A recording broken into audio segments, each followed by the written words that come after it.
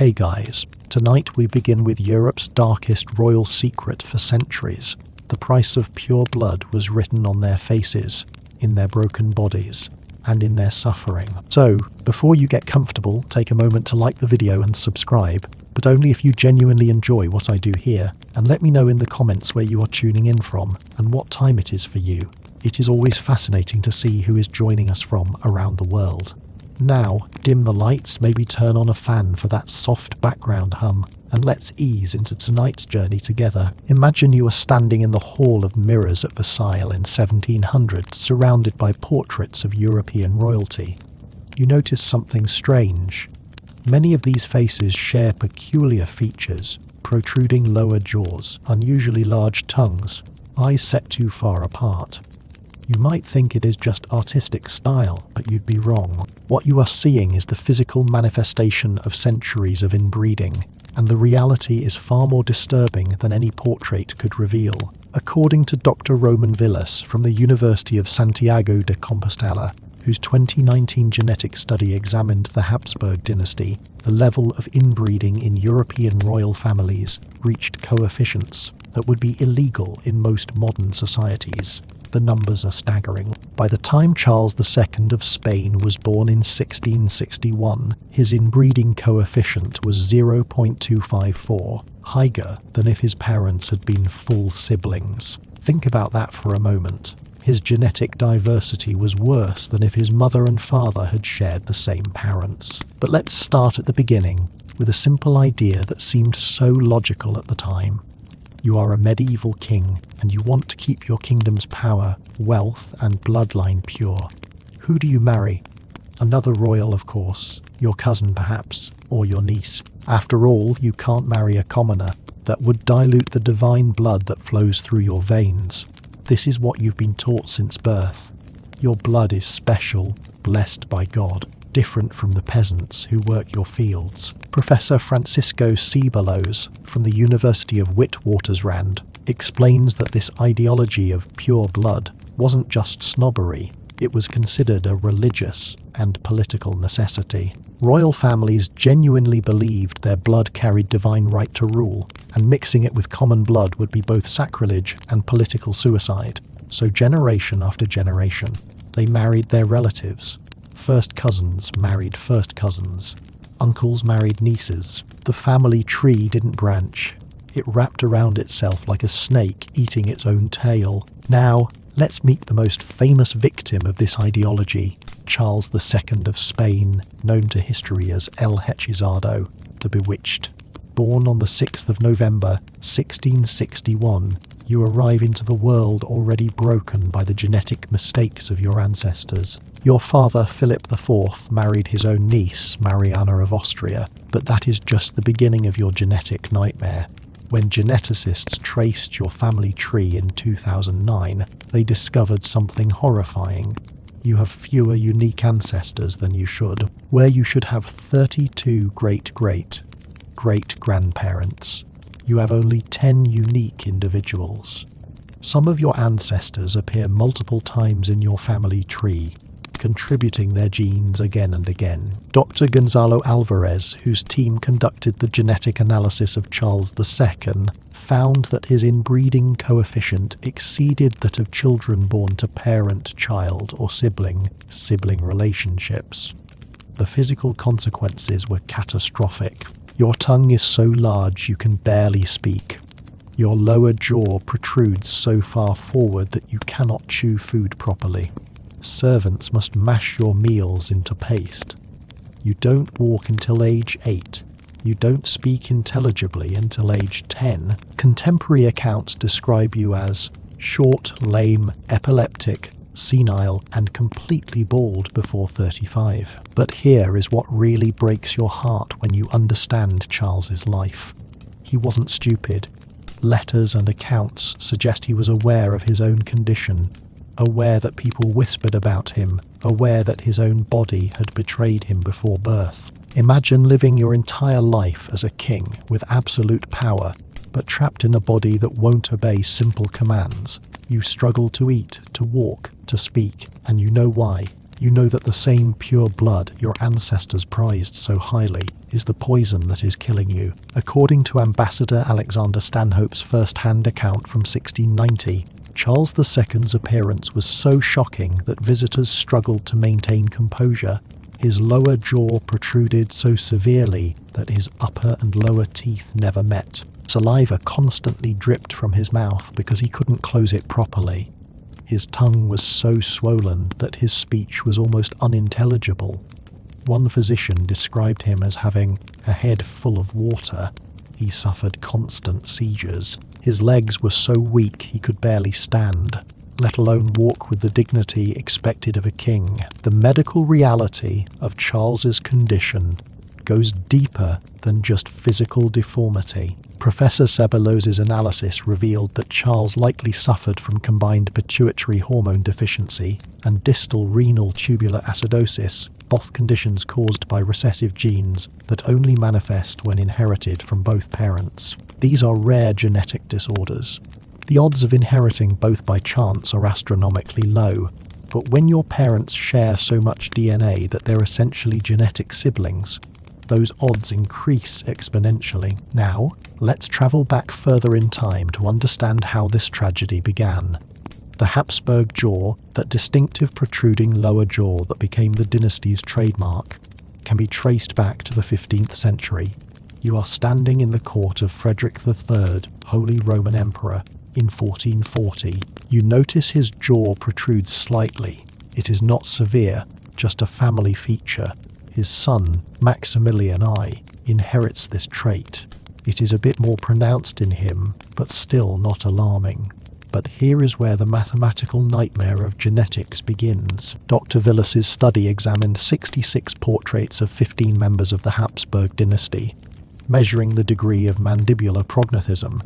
That is the medical term for the protruding jaw, and maxillary deficiency, the underdevelopment of the upper jaw. They found a direct correlation between the degree of inbreeding and the severity of facial deformities.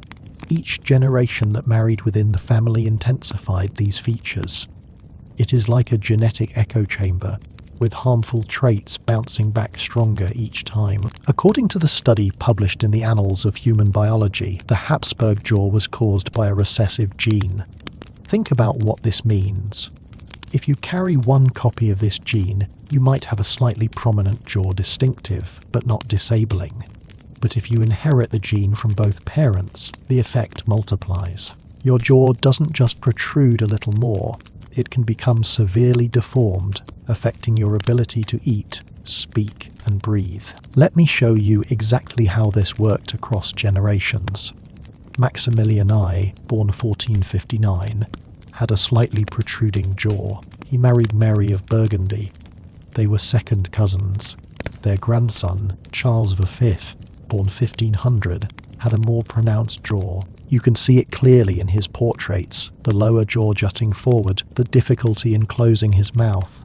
Contemporary accounts mention he had trouble eating and spoke with a lisp. Charles V married Isabella of Portugal, his first cousin. Their son, Philip II of Spain, born 1527, inherited an even more severe version of the jaw. Professor Alvarez's genealogical analysis reveals that Philip II's inbreeding coefficient was already dangerously high at 0.025, equivalent to being the child of first cousins. But Philip II then married his own niece, Anna of Austria, producing Philip III. The inbreeding coefficient jumped to 0.063. Philip III married his second cousin once removed, Margaret of Austria, producing Philip IV with a coefficient of 0.063. And Philip IV married his own niece, Mariana of Austria, finally producing Charles II with his catastrophic coefficient of 0.254. Do you see the pattern? Each generation thought they were doing the right thing. They were preserving the bloodline, maintaining the purity, keeping the divine right within the family, but they were actually compounding a genetic disaster that would end their entire dynasty. Charles II died in 1700, at age 38 without producing an heir, despite 2 marriages. His death sparked the War of Spanish Succession, and ended the Habsburg line in Spain forever. But the Habsburgs weren't the only royal family to pay this price. Let's travel to ancient Egypt, to the most famous royal family in history. You are in the palace of Tutankhamun, the boy king, around 1332 BCE. You might imagine golden treasures and magnificent power, but the reality is far more tragic. When Dr. Zahi Hawass and his team performed CT scans and DNA analysis on Tutankhamun's mummy in 2010, they discovered something heartbreaking. According to the study published in the Journal of the American Medical Association, Tutankhamun was the product of a brother-sister marriage. His parents were full siblings, Pharaoh Akhenaten and one of Akhenaten's sisters, possibly Nefertiti. The genetic analysis revealed that Tutankhamun suffered from numerous congenital disabilities. He had a clubfoot, making walking painful and difficult. He had Kala disease, a rare bone disorder that causes necrosis in the foot. His hips were malformed. He had pronounced feminine features due to hormonal imbalances, wider hips, feminine breast tissue. Dr. Albert Zink from the Institute for Mummies and the Iceman in Italy, who participated in the genetic analysis, explains that Tutankhamun's body shows evidence of multiple genetic disorders that typically only appear when harmful recessive genes are inherited from both parents. The odds of this happening randomly are virtually zero, but when your parents are full siblings sharing 50% of their DNA, these harmful recessive traits have nowhere to hide. Think about Tutankhamun's life for a moment. You are born to be a god king, worshipped by millions, but your body betrays you from birth. You can't walk without pain. You need a cane. In fact, archaeologists found 130 walking sticks in your tomb, many showing signs of heavy use. Contemporary artwork shows you sitting while doing activities that kings typically stood for: hunting, receiving tribute, conducting ceremonies. You are in constant pain, and you die at just 18 or 19 years old, possibly from an infection in your weakened body that a healthy person would have survived. But here is what makes the Egyptian royal family's situation even more complex. The practice of sibling marriage wasn't just accepted, it was religiously mandated. According to Professor Aidan Dodson from the University of Bristol, Egyptian theology held that the pharaoh was the living embodiment of Horus, the god whose parents were the siblings Osiris and Isis. To maintain divine status, pharaohs were expected to marry their sisters, just as the gods did. Let's trace the Ptolemaic dynasty, the Greek rulers of Egypt who took this practice to its logical and tragic conclusion. When Ptolemy I established his dynasty in 305 BCE after Alexander the Great's death, he started a family tradition that would last nearly 3 centuries. According to Dr. Sally Ann Ashton from the Fitzwilliam Museum, of the 15 Ptolemaic marriages where we have reliable records, at least 10 were between full siblings. The last pharaoh of Egypt, Cleopatra VII, that Cleopatra was the product of at least 8 generations of sibling or uncle-niece marriages. Now, you might think Cleopatra must have been horribly deformed given her ancestry, but here is where genetics becomes fascinatingly unpredictable. Some individuals win the genetic lottery despite inbreeding. According to Professor Duane Roller from Ohio State University, Cleopatra showed no obvious signs of genetic defects. She was reportedly intelligent, charismatic, and capable of bearing healthy children. But many of her relatives weren't so lucky. Ptolemy VIII, who ruled from 170 to 116 BCE, was so grotesquely overweight that he couldn't walk and had to be carried. Contemporary accounts describe him as having a massive protruding belly and multiple chins. His nickname was Physcon, but historians now believe his obesity might have been caused by hormonal disorders resulting from inbreeding, similar to the conditions that affected the Habsburgs. His brother Ptolemy VI died at age 34 from unknown causes, possibly related to genetic health issues. According to Dr. Christopher Bennett's genealogical analysis, The Ptolemaic dynasty's genetic problems intensified with each generation. Ptolemy the Thorkid, Cleopatra's father, was known as Auletes, the flute player, but not because he was musically talented. He had such severe adenoid problems, likely genetic in origin, that he breathed through his mouth constantly, creating a flute-like sound. He also suffered from obesity and possibly metabolic disorders. Let's shift to another royal dynasty that paid a devastating price for genetic purity. You are in the Portuguese court in the early 1600s, watching the tragic decline of the House of Aviz. King Sebastian I, born in 1554, showed clear signs of genetic problems from birth. According to contemporary physician Cristóvão de Costa's accounts, Sebastian had one testicle smaller than the other, possibly underdeveloped due to hormonal issues caused by inbreeding. Professor Harold Johnson from the University of Virginia explains that Sebastian's parents were closely related. His father, John Manuel, was his mother Joanna's uncle, but their shared ancestry went deeper, tracing back just 3 generations. The same ancestors appeared multiple times in Sebastian's family tree. By age 24, Sebastian led Portugal's army into the disastrous Battle of Alcácer-Quibir, where he died, possibly because his judgment was impaired by the same genetic factors that affected his physical development. Now, let's understand the actual genetics behind these tragedies. Dr. Alan Bittles from the Centre for Comparative Genomics in Australia has spent decades studying the effects of consanguineous marriage. His research reveals that when close relatives have children, they don't just increase the risk of genetic disorders slightly, they increase it exponentially.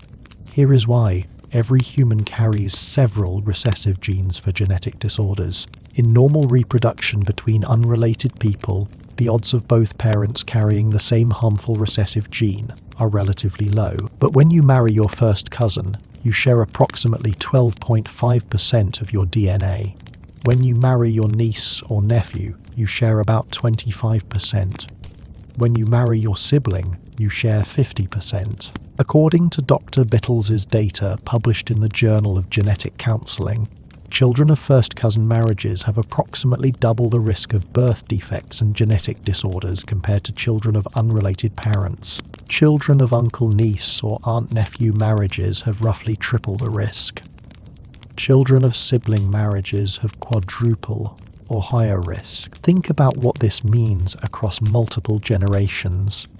Each generation of inbreeding doesn't just add to the risk, it multiplies it. Professor Cebulos's mathematical modelling shows that after just 5 generations of systematic first cousin marriage, the accumulated genetic load becomes severe enough to cause noticeable increases in infant mortality, congenital disorders and reduced fertility. Let's return to the Habsburgs to see this mathematical progression in human terms. Philip II of Spain, born 1527, had the characteristic Habsburg jaw but could still function relatively normally. He had trouble eating certain foods and spoke with a slight speech impediment, but he could rule effectively, lead armies, and father children. His son, Philip III, born 1578, had a more pronounced jaw. Court records mention he required special utensils for eating and often had food specially prepared because he couldn't chew properly. According to Ambassador Franois de Bassompierre's account from 1621, Philip II's jaw protruded so far that he drooled constantly and had to have a servant standing nearby with a cloth to wipe his chin during official audiences. His son, Philip Thorf, born 1605, could barely eat solid food. The imperial menu had to be specially modified. Meat ground into paste, vegetables mashed, bread soaked in liquid, and Philip Thorf's son, Charles II, born 1661, could hardly eat at all. Dr. Villas's analysis includes a heartbreaking detail from the royal physician's reports. They documented that Charles II's tongue was so large and his jaw so misaligned that he often choked on his own saliva. He had to sleep propped up at an angle to prevent suffocation. Meals were a dangerous ordeal that could take hours. He suffered from constant digestive problems because he couldn't chew food properly. Everything entered his stomach partially whole or as mush. leading to chronic indigestion, malnutrition, and gastric distress. But the visible deformities were just the beginning. According to the royal physician's records, analysed by Professor Alvarez, Charles II suffered from frequent epileptic seizures, sometimes multiple times per Dalton Wyme. He had severe learning disabilities, though how much was due to genetic factors versus the mercury and arsenic treatments his doctors subjected him to is unclear. He suffered from frequent infections because his immune system was compromised. He had chronic diarrhea. He was impotent, unable to consummate either of his marriages. Contemporary accounts paint a picture of profound suffering. Ambassador Stanhope wrote in 1690 that Charles II was short, lame, epileptic, senile, and completely bald before 35, always on the verge of death, but repeatedly baffling Christendom by continuing to live. The French ambassador reported that Charles had barely human intelligence and the physique of a child, despite being in his 20s. His second wife, Maria Anna of Neuburg, wrote to her brother that Charles was bewitched and that she could produce no heir because the marriage could not be consummated due to his physical incapacity. Think about the psychological torture of this existence. You are the most powerful person in one of the world's greatest empires. You command armies, navies, colonies spanning the globe. Your word is law across Spain, the Netherlands, parts of Italy, the Philippines, and vast territories in the Americas. But you can't eat without choking. You can't speak clearly. You can't walk without stumbling. You can't produce an heir to continue your dynasty. And you absolutely know, that this is the fault of your ancestors' obsession with keeping the bloodline pure. According to Dr. Alvarez's interpretation of the historical records, Charles II was aware of his condition and its cause. He made several attempts to marry outside the immediate family circle, but was overruled by his mother and the court. The ideology of pure blood was so deeply ingrained that even the walking evidence of its failure, Charles himself, couldn't overcome it. Now, let's examine another genetic disaster, the haemophilia that plagued European royalty in the 19th and early 20th centuries. You are in the Winter Palace in St. Petersburg in 1904 when Tsarevich Alexei Romanov is born. The celebrations are magnificent, but within weeks the doctors notice something terrifying. When they circumcise the infant, the bleeding won't stop. Hours pass, then days. The baby nearly dies. What you are witnessing is haemophilia B, a genetic disorder that prevents blood from clotting properly. Professor Helen Rappaport, who has extensively researched the Romanov family, explains that Alexei inherited this condition from his mother, Alexandra. But Alexandra got it from her mother, Princess Alice of the United Kingdom, and Alice got it from her mother, Queen Victoria. This single genetic mutation, which occurred either in Queen Victoria herself or in one of her parents, would eventually contribute to the fall of the Russian Empire and the deaths of entire royal families. Here is how it worked. Haemophilia is a sex-linked recessive disorder carried on the X chromosome. Women have 2 X chromosomes, so if one carries the haemophilia gene, the other can often compensate. But men have only 1 X chromosome. If it carries the haemophilia gene, they have the full disease. Queen Victoria, born in 1819, was either a spontaneous mutation or inherited the gene from her father, Edward, Duke of Kent. She had 9 children, and through them she spread the haemophilia gene across the royal families of Europe. According to Dr. Evgeny Rogiev's genetic analysis published in Science in 2009, which examined DNA from Romanov family remains, Alexei Romanov had the severe form of haemophilia B. This meant any injury, even a bruise, could cause internal bleeding that wouldn't stop. A bump on the knee could fill the joint with blood, causing excruciating pain and permanent damage. A fall could cause bleeding in the brain, potentially fatal. Imagine Alexei's childhood. You are a little boy, the heir to the throne of the world's largest empire. You want to run, play, climb trees like normal children, but you can't. Your mother watches you constantly, terrified. Every moment you are not actively bleeding is a moment of relief tinged with dread because the next injury could kill you. When you are 11, you are on a family trip when you bump your upper thigh getting into a boat. Within hours, you are screaming in agony as blood fills the tissue of your groin and abdomen. For days, you hover near death, delirious with pain and fever. According to the diaries of your tutor, Pierre Gilliard, these bleeding episodes happened frequently, sometimes every few weeks, sometimes multiple times in a month. Each time, you endured hours or days of screaming agony while the blood pooled in your joints or organs. Morphine helped, but not enough. Your mother, desperate to save you, turned to Grigory Rasputin, a mystic who seemed able to calm your bleeding episodes, probably through hypnosis that lowered your blood pressure and reduced stress, induced bleeding. Dr. Rogev's team found that Alexei's condition was particularly severe. He likely would not have survived to adulthood even with modern treatment. But the real tragedy goes deeper. Professor Rappaport argues that Alexei's haemophilia directly contributed to the fall of the Romanov dynasty. Rasputin's influence over Alexandra, gained through his ability to help Alexei, scandalized Russian society. The Tsarena's increasing reliance on Rasputin, combined with the royal family's isolation as they protected Alexei's secret, eroded public confidence in the monarchy. But Alexei wasn't the only victim. Let's trace Queen Victoria's other descendants. Her son Leopold, Duke of Albany, was born in 1853 with haemophilia.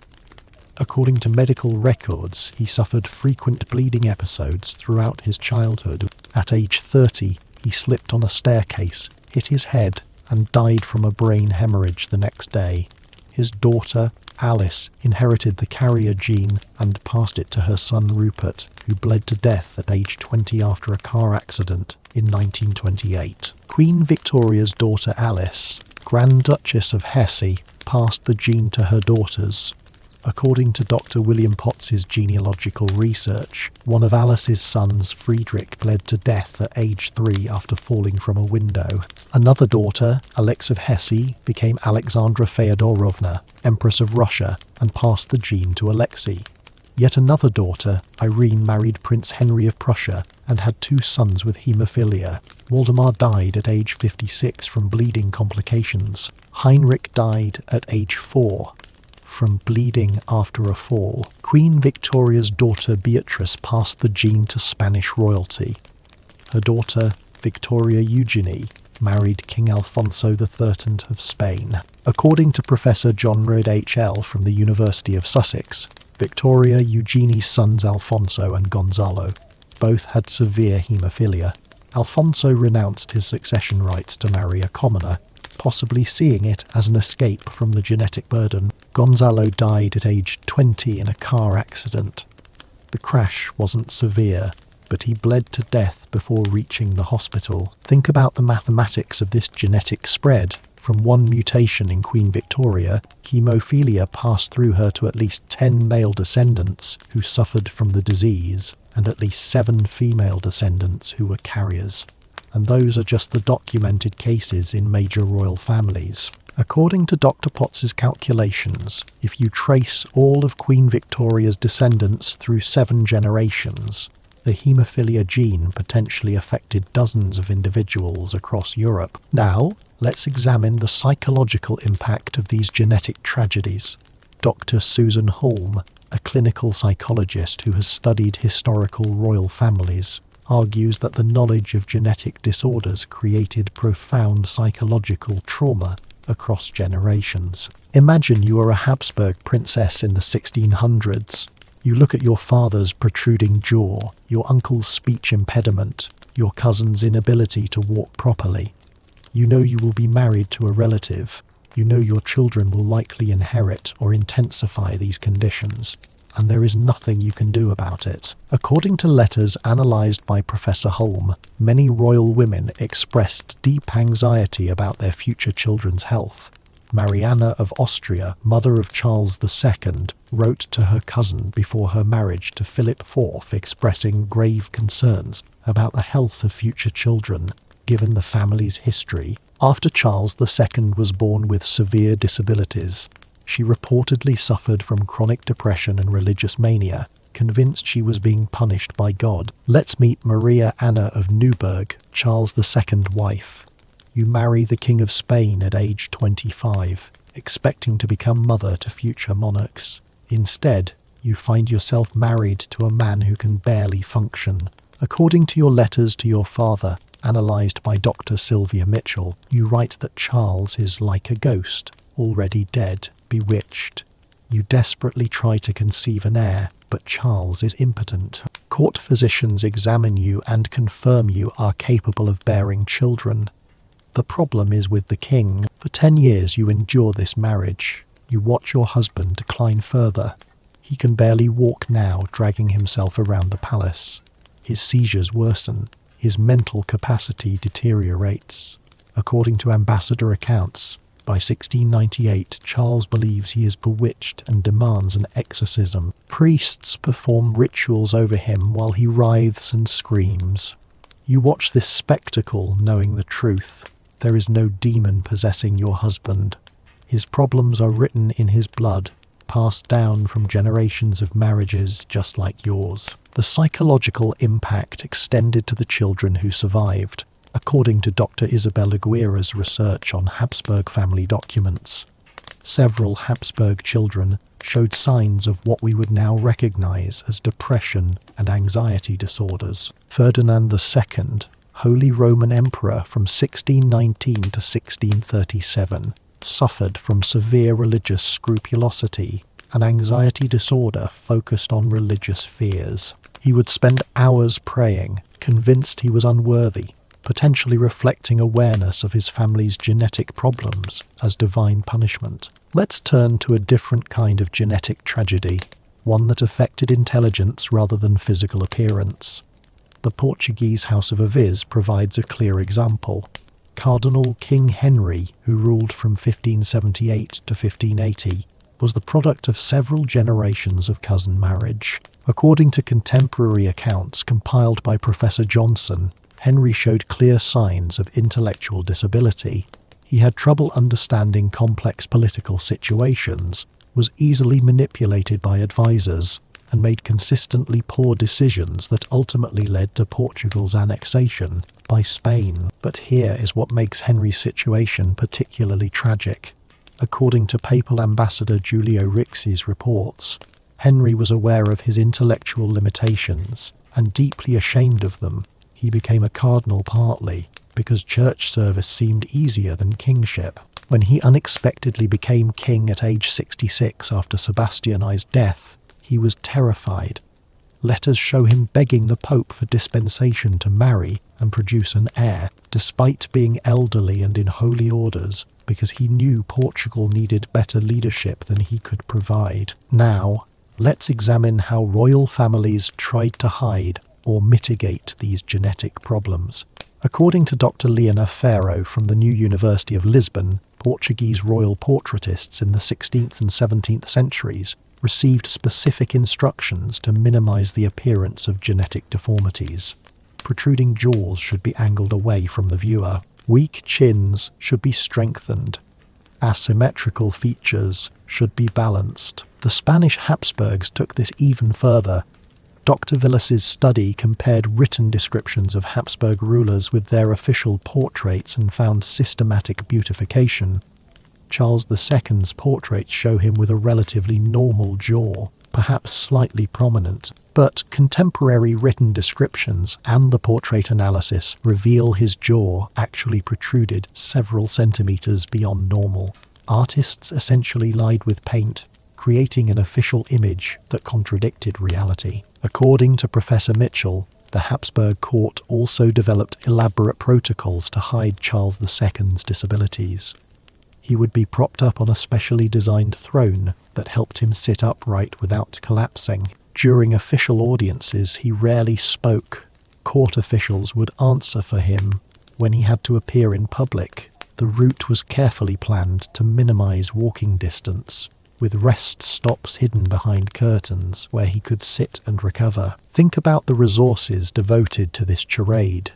You have an entire empire's court structure dedicated to hiding the fact that your king can barely function. According to court records analysed by Dr. Cristina Hernandez, Charles II had a staff of over 100 people whose primary job was attending to his disabilities, carrying him, feeding him, dressing him, cleaning him, holding him upright during ceremonies, but some royals refused to hide their conditions. Let's meet Frederick William I of Prussia, born in 1688. According to Professor Christopher Clark from Cambridge University, Frederick William suffered from porphyria, a genetic disorder that causes severe abdominal pain, mental disturbances, and sensitivity to sunlight. During his attacks, he would scream for hours in agony, smash furniture, and attack servants. But he refused to let his condition diminish his kingship. Frederick William's case is particularly interesting because porphyria might also have affected his more famous descendant, George III of Great Britain. Dr. Martin Warren's genetic research, published in The Lancet in 2010, found evidence that several members of the Hanoverian royal line carried genes associated with porphyria. George III's famous madness, his erratic behaviour, hallucinations, and physical symptoms matches porphyria's presentation almost perfectly. According to Dr. Ida McAlpine and Richard Hunter's analysis of George III's medical records, during his attacks he suffered excruciating abdominal pain, extreme agitation, discoloured urine, weakness in his limbs, and periods where he couldn't control his speech or behaviour. Contemporary accounts describe him babbling incoherently for hours, attacking his attendants, and having to be physically restrained. But between attacks, he was mentally sharp, suggesting a biochemical disorder rather than true mental illness. Think about what this means for understanding George III's reign. History remembers him as the Mad King who lost America, but if he had porphyria triggered by stress, then the political pressure of the American Revolution might have literally caused his brain chemistry to malfunction. You are trying to rule an empire while your body is poisoning your mind. During lucid periods, you are aware of what you did during attacks, adding psychological trauma to physical suffering. Now, let's examine the rare cases where royal families successfully bred away from these genetic problems. The British royal family provides the clearest example. After the haemophilia disaster, which ended when the carrier females either didn't have children or had only daughters, the 20th century, British royals began marrying progressively less closely related spouses. According to Dr. Louisa Norris's genetic analysis, Queen Elizabeth II and Prince Philip were third cousins, sharing Queen Victoria as an ancestor. Their inbreeding coefficient was approximately 0.0000244, essentially negligible. Professor Norris explains that this level of relatedness is actually beneficial in some ways. You share enough genetic background to be compatible, but you are distant enough that harmful recessive genes won't combine. The result has been the longest-lived British royal generation in history. Queen Elizabeth II lived to 96. Prince Philip lived to 99. Their children have suffered relatively few genetic disorders compared to their ancestors, but the deliberate diversification required breaking centuries of tradition. According to Dr. Helen Rappaport, when Prince Charles married Lady Diana Spencer in 1981, it was partially because she came from appropriate British aristocratic lineage. But when their son William married Catherine Middleton, whose family were self-made millionaires with no aristocratic title, it represented a complete break with the ideology of pure blood. And when their son Harry married Meghan Markle, an American actress of mixed racial heritage, the transformation was complete. Think about what this progression represents. For over 1,000 years, European royalty believed their blood was special, divine, superior. They married relatives to preserve that specialness, and they paid for it with physical deformities, mental disabilities, infertility, early death, and the collapse of dynasties. The Spanish Habsburgs ended because Charles II was too disabled to produce children. The Russian Romanovs fell partly because Alexei's haemophilia gave Rasputin influence over the Tsarina. The Portuguese House of Aviz ended because their inbreeding produced rulers too weak to resist Spanish annexation. According to Professor Johannes Kraus from the Max Planck Institute, who has conducted extensive genetic analysis of historical royal remains. Every single long-lived royal dynasty shows the same pattern. Early generations have moderate levels of inbreeding, enough to keep power concentrated, but not enough to cause severe problems.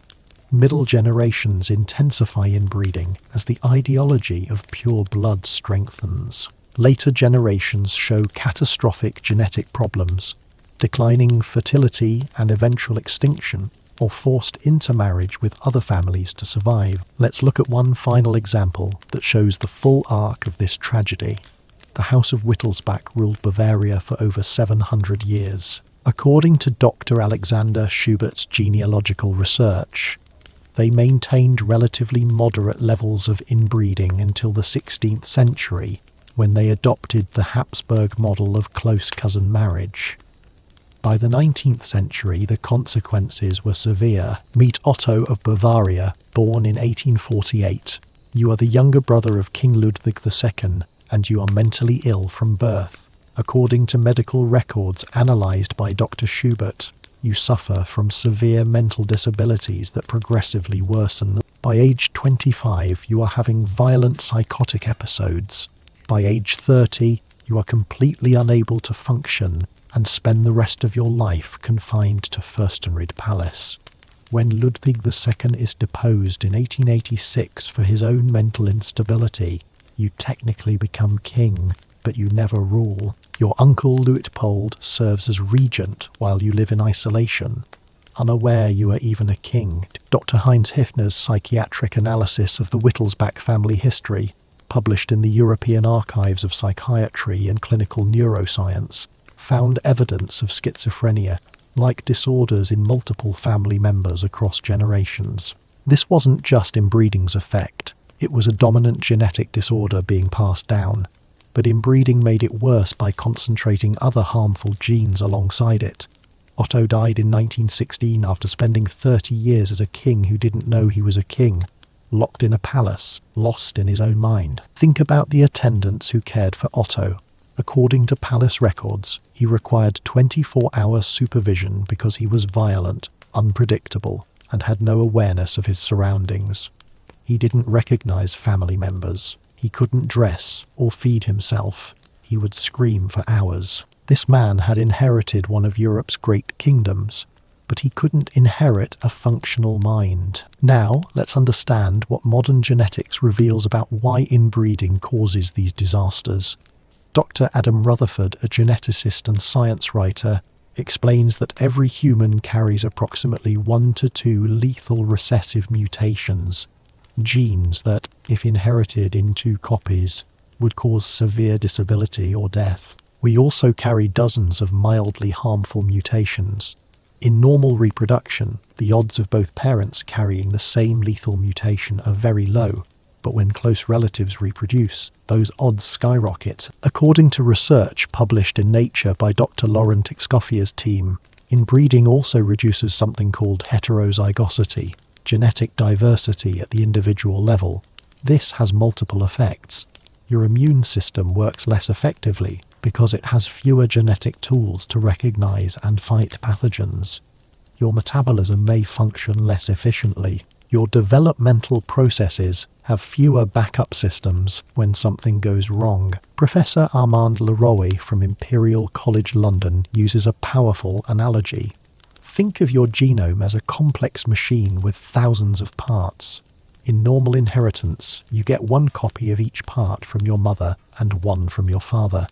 If 1 copy is defective, the other can often compensate. But when your parents are closely related, you are more likely to inherit 2 copies of the same defective part.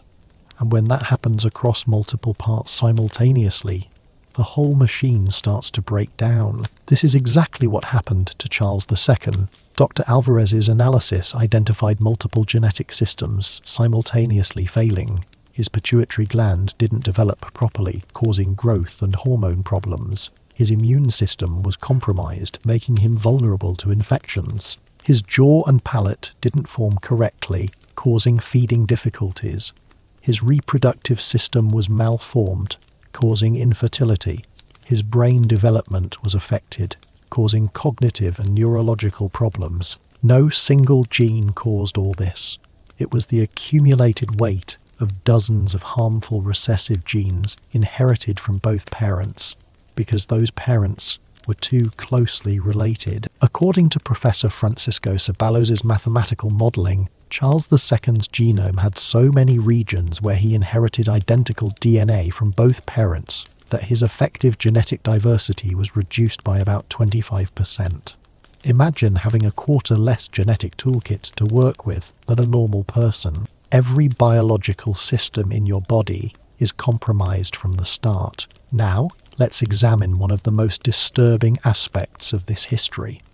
The fact that many royal families knew inbreeding was harmful, but continued anyway. According to Professor Jonathan Spangler from Manchester Metropolitan University, by the 1600s, royal courts had access to physicians who understood, at least empirically, that cousin marriage increased the risk of disabled children. Spanish court records from the 1660s include physician warnings that another close family marriage might produce a disabled heir, but the ideology of pure blood was stronger than medical evidence.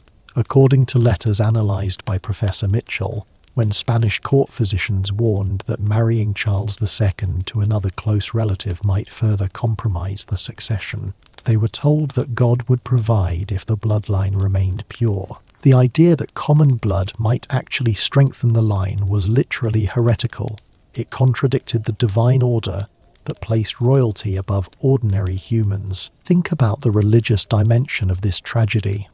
Christianity taught that all humans were equal before God, all descended from Adam and Eve, but European royalty had constructed an elaborate theology suggesting their blood was different, blessed, sanctified through coronation and divine right.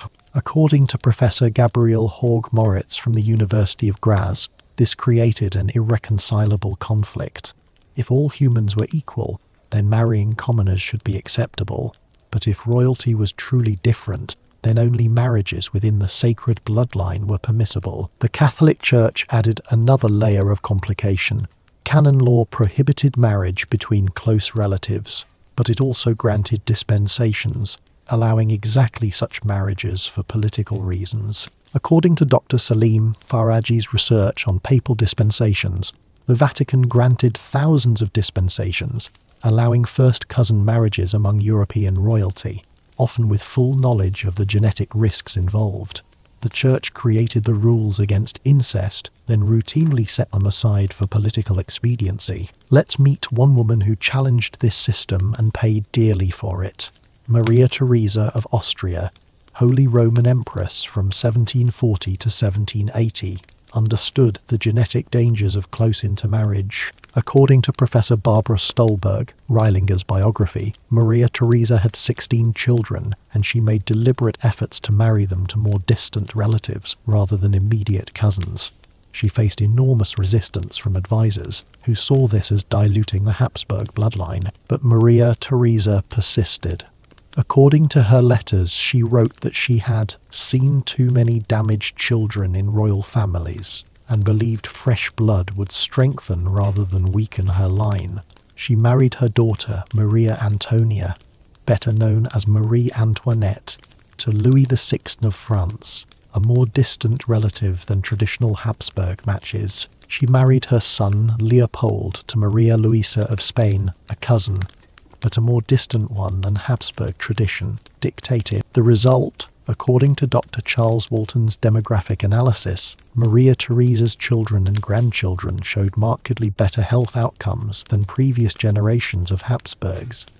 Infant mortality was lower, congenital disabilities were rarer, mental capacity was generally higher. By moderating the inbreeding, Maria Theresa had actually strengthened her dynasty, but she faced whispers and accusations of betraying Habsburg purity throughout her reign. Think about the courage this required.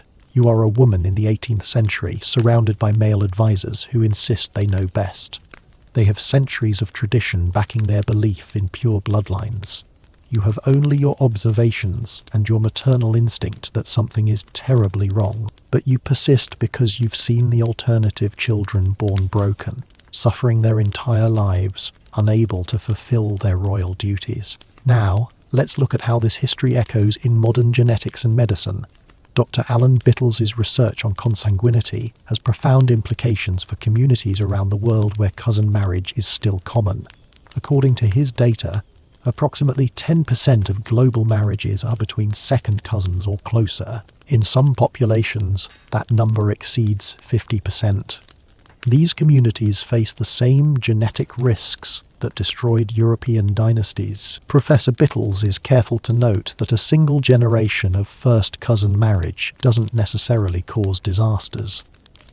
The increased risk, while real, is modest, from about 2 to 3% baseline risk of congenital disorders to about 4 to 6%. But repeated generations of cousin marriage, exactly like the royal pattern, accumulate genetic damage exponentially. According to research published in The Lancet by Dr. Hussein Jaffrey, populations with sustained multi-generational cousin marriage show significantly elevated rates of recessive genetic disorders, infant mortality, and developmental disability. Think about what royal history teaches these communities. The Habsburgs had all the wealth in the world. They had the best physicians available. They had perfect nutrition, no infectious diseases threatening their bloodlines, safe living conditions, and they still couldn't overcome the mathematics of genetics. Charles II had servants mashing his food, carrying him around, attending his every need. It didn't matter.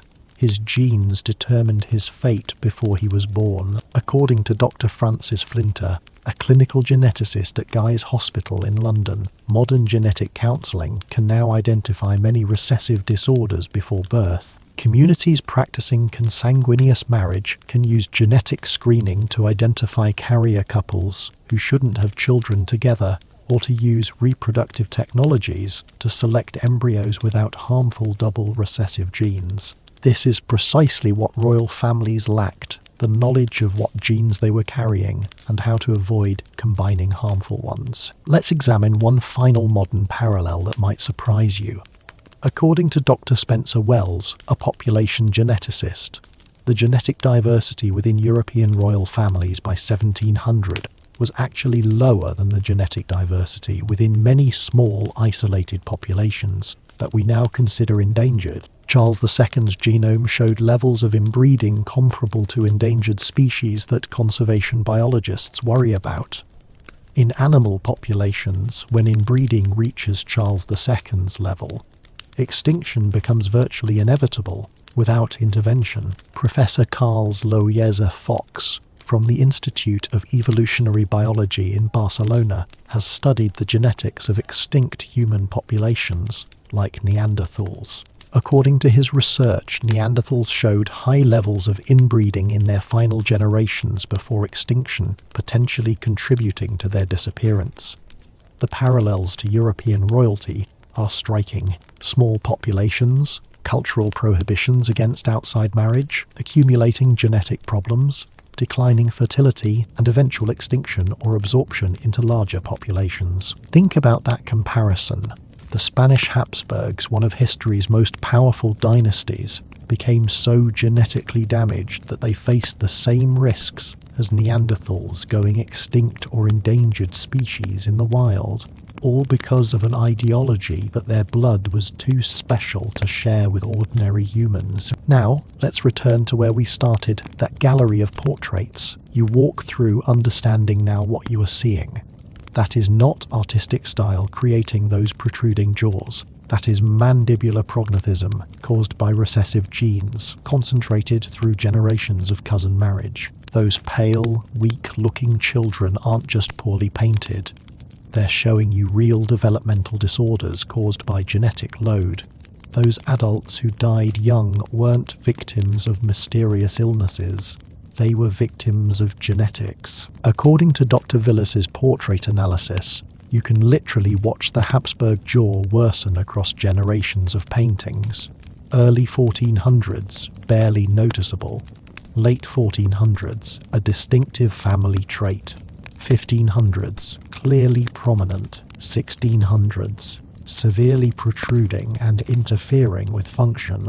Early 1700s, Charles II, the end of the line, with a jaw so deformed he couldn't eat. The portraits were meant to glorify these rulers, to create lasting images of their power and majesty. Instead, they became medical evidence in a genetic investigation 300 years later. The artists, trying to hide the deformities, still couldn't completely erase them. The truth leaked through in the angle of the jaw, the shape of the mouth, the difficulty captured in portraits of Charles II, where he is clearly struggling just to sit upright for the painting. Professor Mitchell points out one particularly poignant detail in Charles II's portraits. He is never smiling. Every other Spanish royal is depicted with at least a slight smile or neutral expression, but Charles's mouth is always slightly open, jaw protruding, tongue visible, because he physically couldn't close his mouth or control his expression well enough to hold it for a portrait sitting. Even in official propaganda, painted to make him look as good as possible, his disability was too severe to hide. Think about what these families sacrificed for an ideology. They gave up health. They gave up children. So many died in infancy or were born with severe disabilities. They gave up longevity.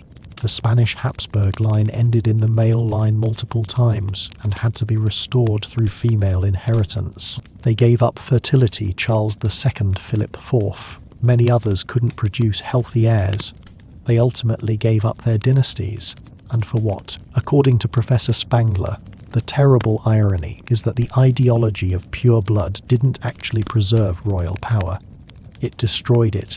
The Spanish Habsburgs declined as Charles II became increasingly incapable.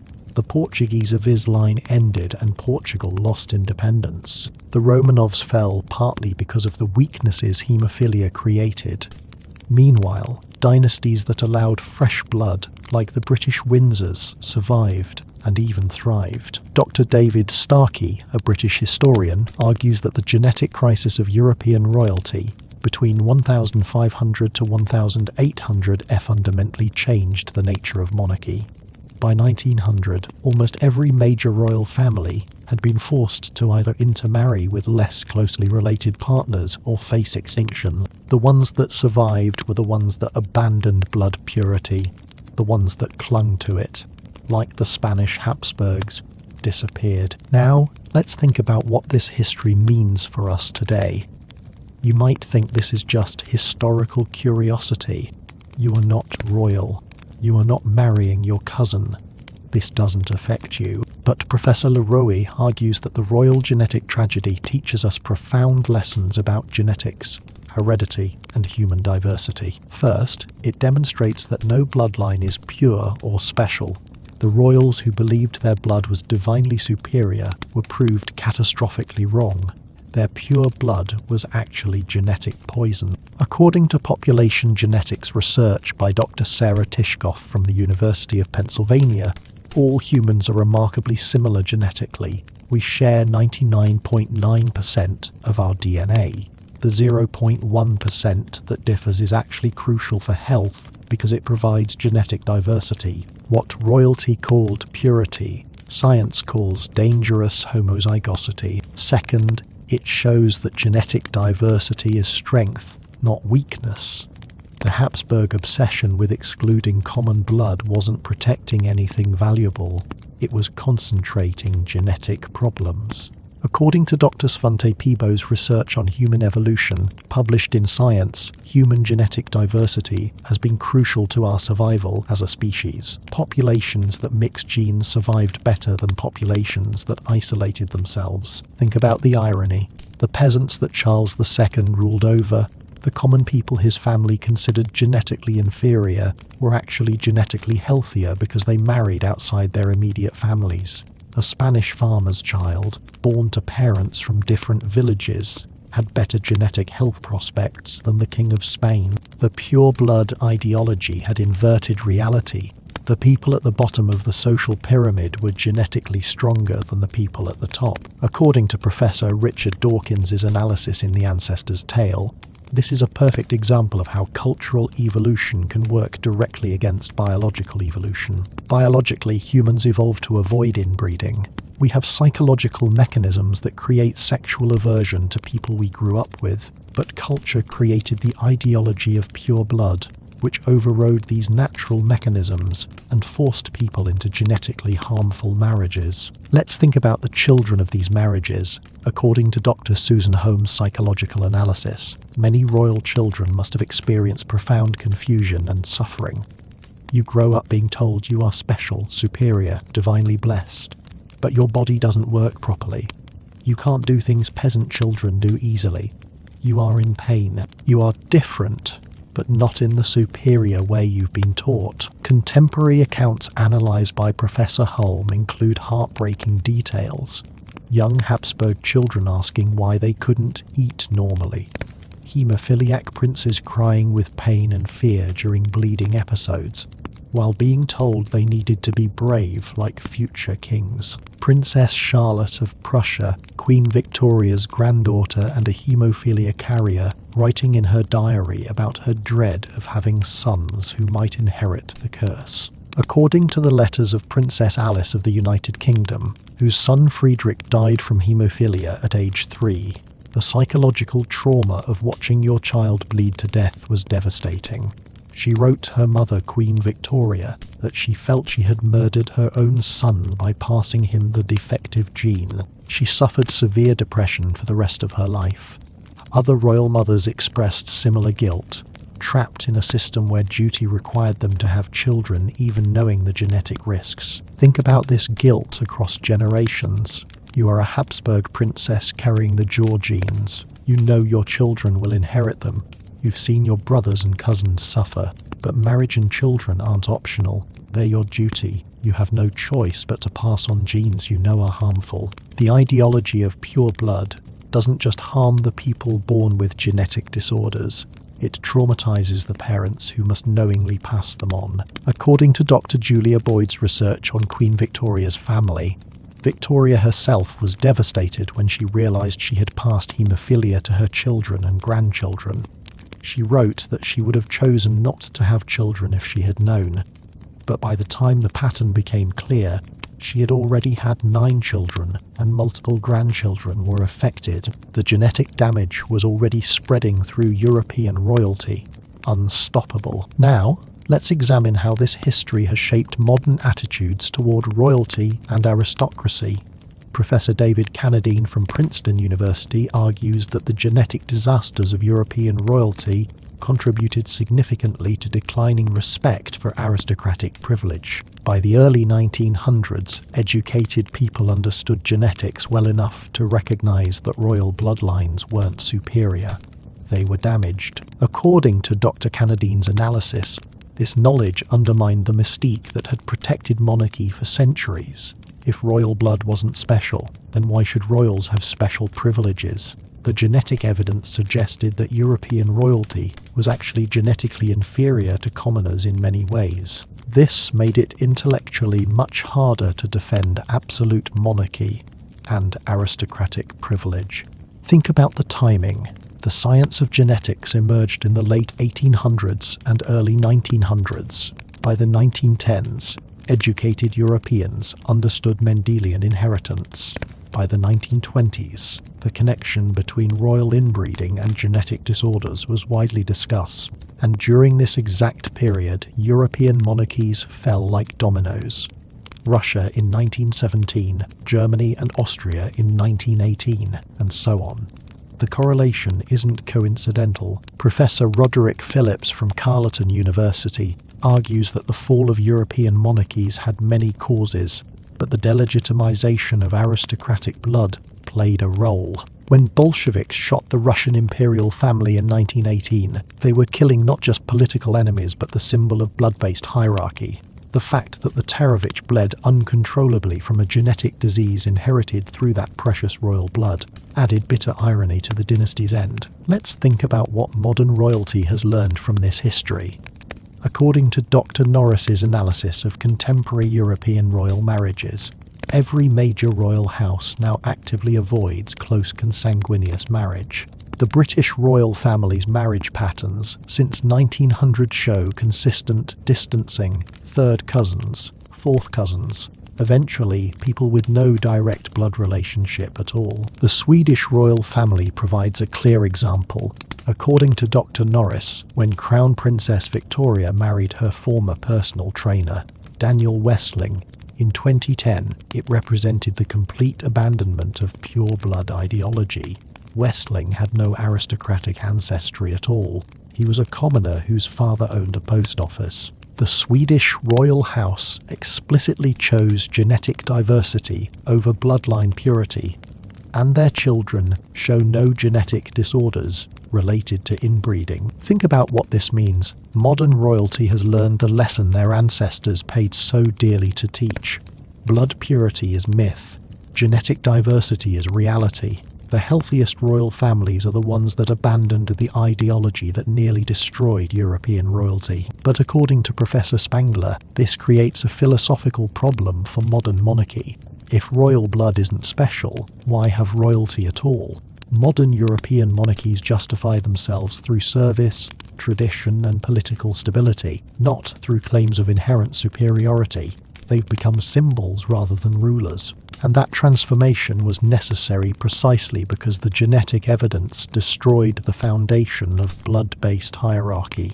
Now, as we come to the end of this journey through the tragic genetics of European royalty, let's think about the deeper human meaning of this history. According to Dr. Leroy, the story of royal inbreeding is fundamentally a story about ideology overriding reality. The pure blood ideology was false. Genetics proved it false. The physical evidence of its falsity was literally embodied in Charles II and countless others. But the ideology persisted anyway because it supported political power and social hierarchy. Think about how many similar situations exist today where ideology overrides evidence. According to Professor Leroy, humans have a profound capacity for believing comforting falsehoods when truth threatens our power, identity, or worldview. European royalty believed in blood purity even as the genetic consequences accumulated, because abandoning that belief would have undermined their entire basis for power. Dr. Michael Shimmer, who studies the psychology of belief, points out that the royal genetic tragedy demonstrates the danger of unfalsifiable beliefs. If your bloodline produces disabled children, you can claim it is God's will, witchcraft, bad luck, anything except the obvious conclusion that close into marriage is harmful. The Habsburg court claimed Charles II was bewitched rather than facing the truth that his parents' genetic relationship had doomed him before birth. According to Professor Shimmer, this pattern repeats throughout history. When ideology conflicts with evidence, humans have remarkable capacity for explaining away the evidence rather than changing the ideology. It took the complete extinction of multiple royal lines before the ideology of pure blood finally began to weaken, and even then it didn't disappear. It just transformed into other forms of hierarchy based on supposedly inherent superiority. Let's think about empathy for the individuals caught in this system. Charles II didn't choose his genetics. He was born into a body destroyed by centuries of his ancestors' decisions. According to the historical accounts, he seems to have been a gentle person who tried to be a good king despite his incapacities. He was kind to servants. He showed concern for his people. He tried to fulfill his duties, but his body wouldn't cooperate. Think about what Charles II might have accomplished if he had been born with normal genetics. He had access to the best education available. He ruled the world's largest empire. He wanted to be a good king, but he couldn't think clearly because his brain was affected by genetic disorders. He couldn't speak clearly because his jaw and tongue wouldn't function properly. He couldn't produce an heir because his reproductive system was malformed. His potential was destroyed by genetics before he was born. According to Professor Mitchell's interpretation of the historical records, this awareness might have been Charles II's greatest torment.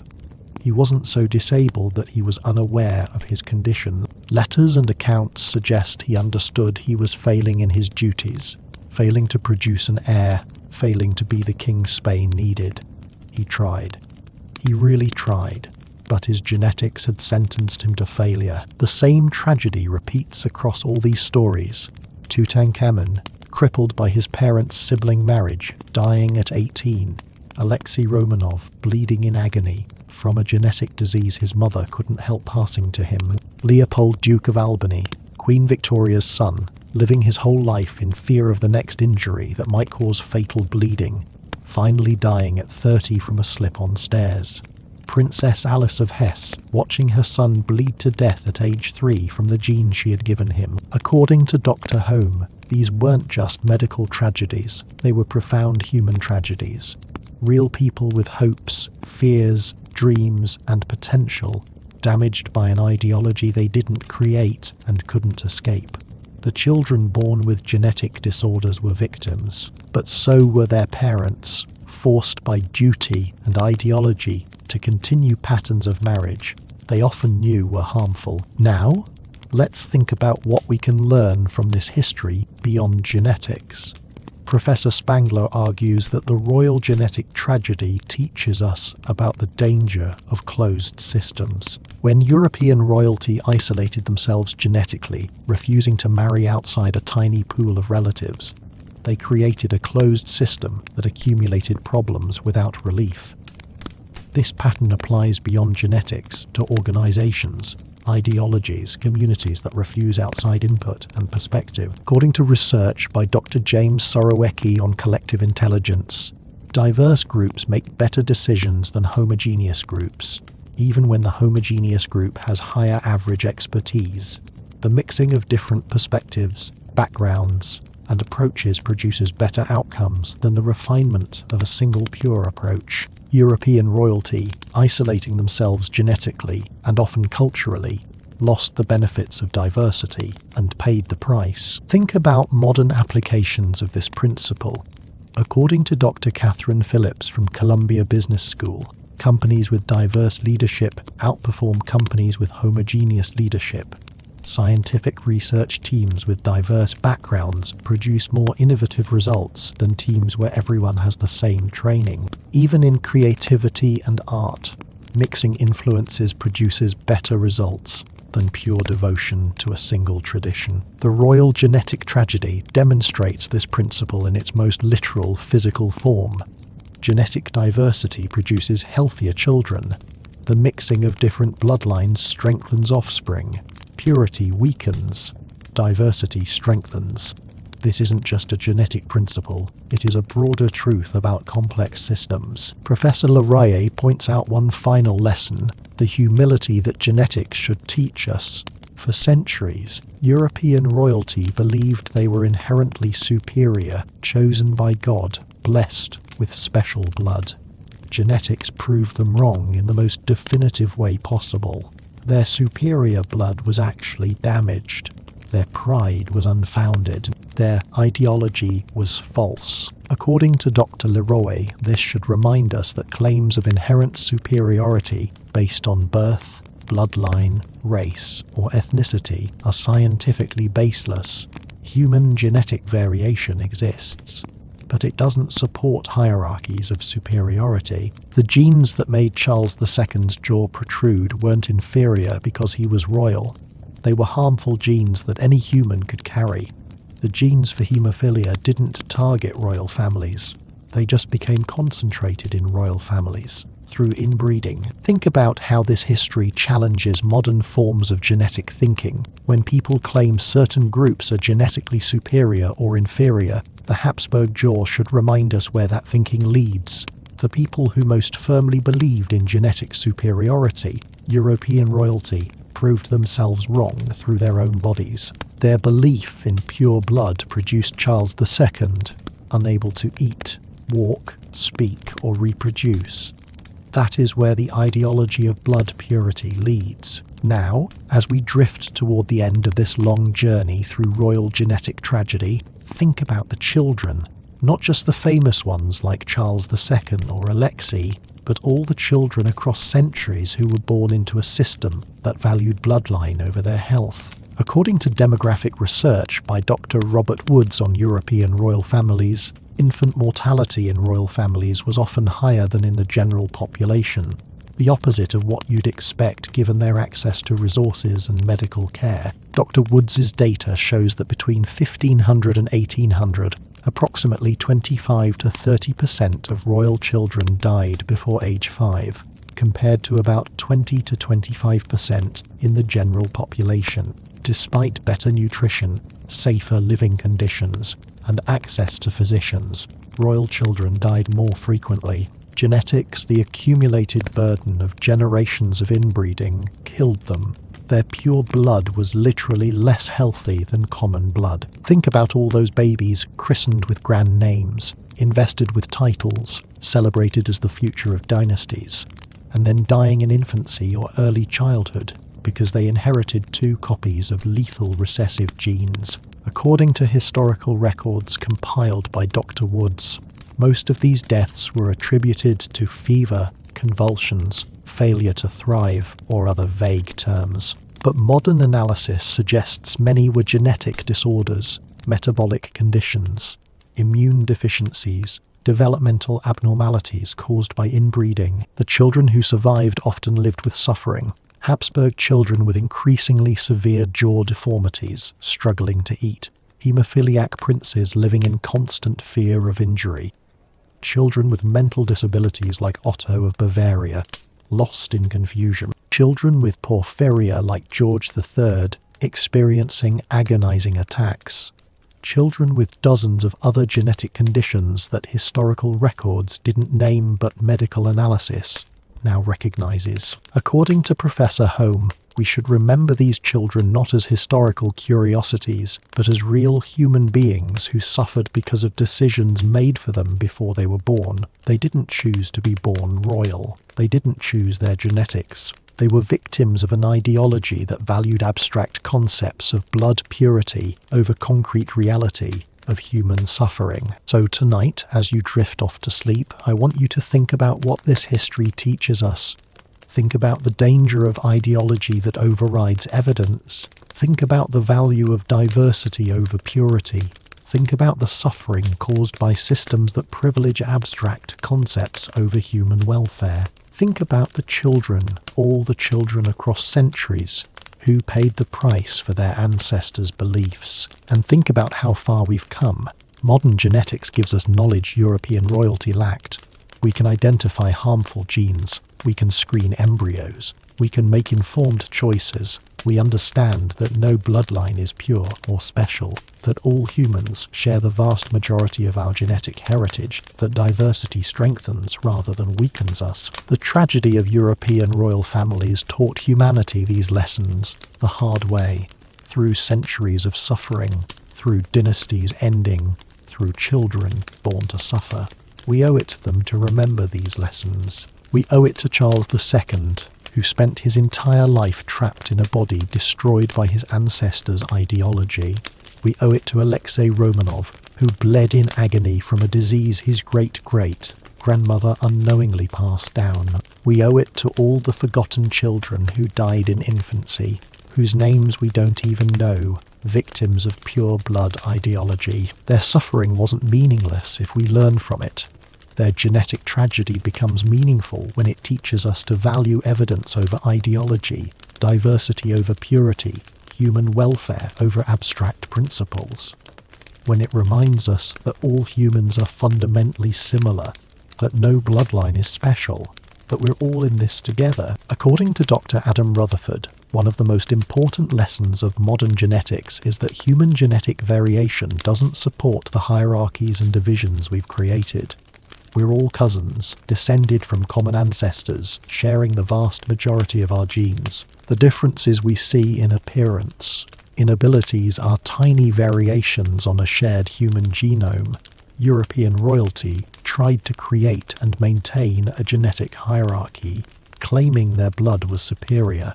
Genetics proved them catastrophically wrong. So as you fall asleep tonight, remember the Habsburg jaw, not as a curiosity, but as a lesson. Remember Charles II, unable to close his mouth, unable to eat without help, unable to speak clearly, unable to father children. Remember that he was the product of the purest royal bloodline in Europe. Remember that purity doesn't mean superiority. Remember that diversity is strength. And maybe when you wake up tomorrow, you'll look at human differences a little differently.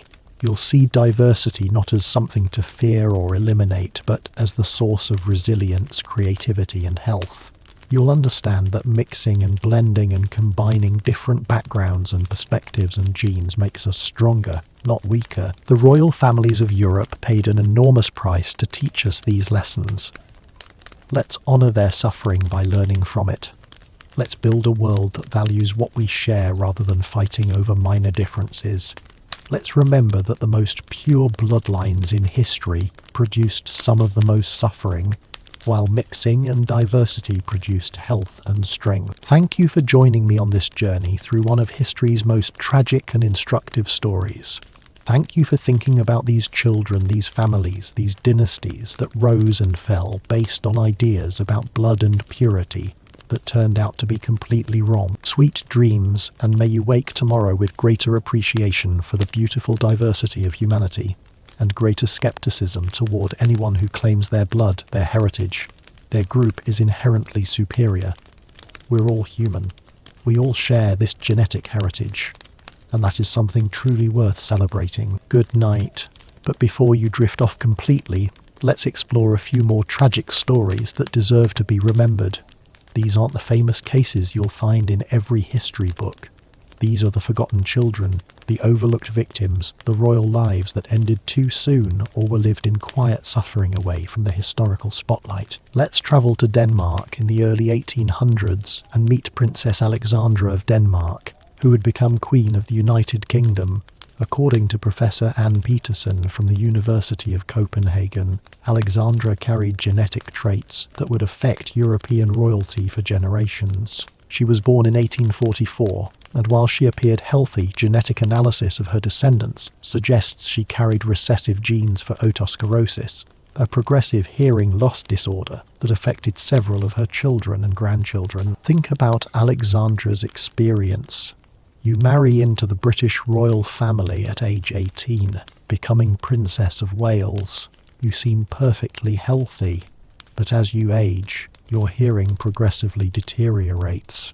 By your 40s, you are significantly deaf. Your children show similar problems. Your son George, who would become George V, develops chronic ear infections and partial deafness. According to Dr. Margaret Thompson's medical history research, this wasn't random bad luck.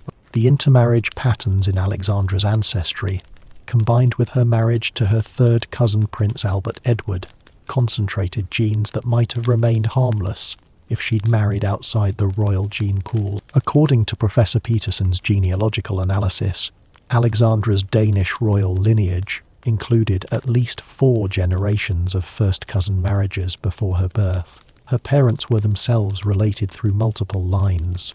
When she married into the British royal family, which had its own history of consanguineous marriage, the genetic risks compounded. The otosclerosis that affected her and her descendants was likely a recessive condition that only manifested because of this accumulated inbreeding. Now let's shift to the Kingdom of Naples and meet Ferdinand I, who ruled from 1759 to 1825. According to Dr. Giuseppe Romano from the University of Naples, Federico II, Ferdinand showed clear signs of what modern physicians would recognize as acromegaly, a hormonal disorder that causes abnormal growth of bones and tissues, particularly in the face, hands, and feet. Contemporary accounts describe Ferdinand's progressively enlarging jaw, thickening features, and increasing physical awkwardness as he aged. But here is what makes Ferdinand's case particularly interesting from a genetic perspective. According to Professor Romano, acromegaly is usually caused by a pituitary tumour rather than inherited genetics. However, the susceptibility to developing such tumours can have genetic components, and inbreeding increases the likelihood of these susceptibilities manifesting. Ferdinand's parents were first cousins, both descending from the Spanish Habsburgs. Yes, the same family line that produced Charles II. Think about the visual progression. You are Ferdinand, born in 1751 with relatively normal features. Contemporary portraits from your youth show a regular-looking young man, but by your 30s, your jaw is noticeably larger. By your 40s, your facial features have coarsened dramatically. Heavy brow, protruding jaw, thickened nose, enlarged hands. According to Dr. Romano's analysis of portrait evidence, Ferdinand's facial structure changed so dramatically between ages 30 and 50 that if you didn't know they were the same person, you might not recognize him. The psychological impact must have been devastating. Unlike Charles II, who was born with his deformities, you watched yourself change. You saw your face transform in the mirror.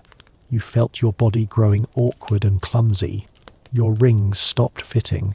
Your shoes needed constant replacement, and there was nothing you could do to stop it. According to court records analysed by Professor Romano, Ferdinand became increasingly reclusive in his later years, avoiding public appearances and conducting business through intermediaries. Let's turn now to a lesser-known tragedy from the House of Valois in France. According to Professor Arlette Joanna from the University of Montpellier, several children of King Henry II and Catherine de' Medici showed signs of genetic disorders related to their parents' shared ancestry. While Henry and Catherine weren't immediate relatives, genealogical analysis reveals they shared common ancestors through multiple lines going back 3 and 4 generations. Meet Francis II, born in 1544, who became King of France at age 15. According to Professor Joanna's research, Francis suffered from chronic infections, frequent fevers, and what physicians described as a weakness of constitution. Modern medical analysis of the historical descriptions suggests he likely had a compromised immune system, possibly due to an inherited immunodeficiency disorder. He died at age 16 from an ear infection that spread to his brain, the kind of infection a healthy immune system should have controlled. Think about Francis's brief life. You become king at 15, married to Mary, Queen of Scots, ruling one of Europe's great kingdoms, but you are constantly sick. Fevers strike without warning, minor injuries become infected. A simple ear infection, the kind peasant children recover from easily, kills you before you turn 17. According to court physicians' reports analysed by Dr. Michel Franois, Francis was ill more days than he was healthy during his 17-month reign. But Francis's younger brother, Charles X, fared even worse from a genetic perspective. Born in 1550, Charles showed signs of what modern physicians would recognise as tuberculosis susceptibility, combined with possible hereditary hemochromatosis, iron overload disorder. According to Professor Joanna, Charles suffered chronic respiratory problems, fatigue, joint pain, and progressive weakness. He died at age 23, coughing blood, his body essentially broken down despite having access to the best medical care available in 16th century Europe. Their youngest brother, Henry III, seemed healthier initially, but developed severe health problems in his 30s.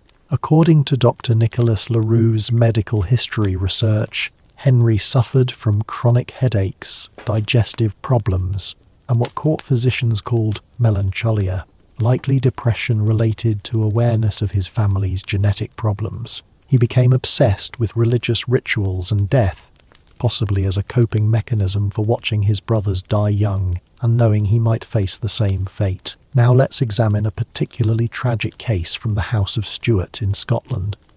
According to Professor Rosalind Marshall from the University of Edinburgh, King James Viets of Scotland, who became James I of England, fathered at least 7 children with his wife Anne of Denmark. Only 3 survived to adulthood, and several showed signs of genetic disorders related to the parents' shared ancestry through the royal houses of Denmark and Scotland. Meet Prince Henry Frederick Stuart, born in 1594.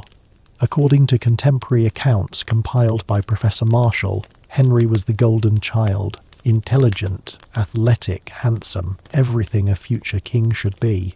But at age 18 he contracted typhoid fever and died within 2 weeks. Here is where genetics enters the picture. According to Dr. Stephen Porter's analysis of the medical evidence, Henry's death was unusually rapid for typhoid.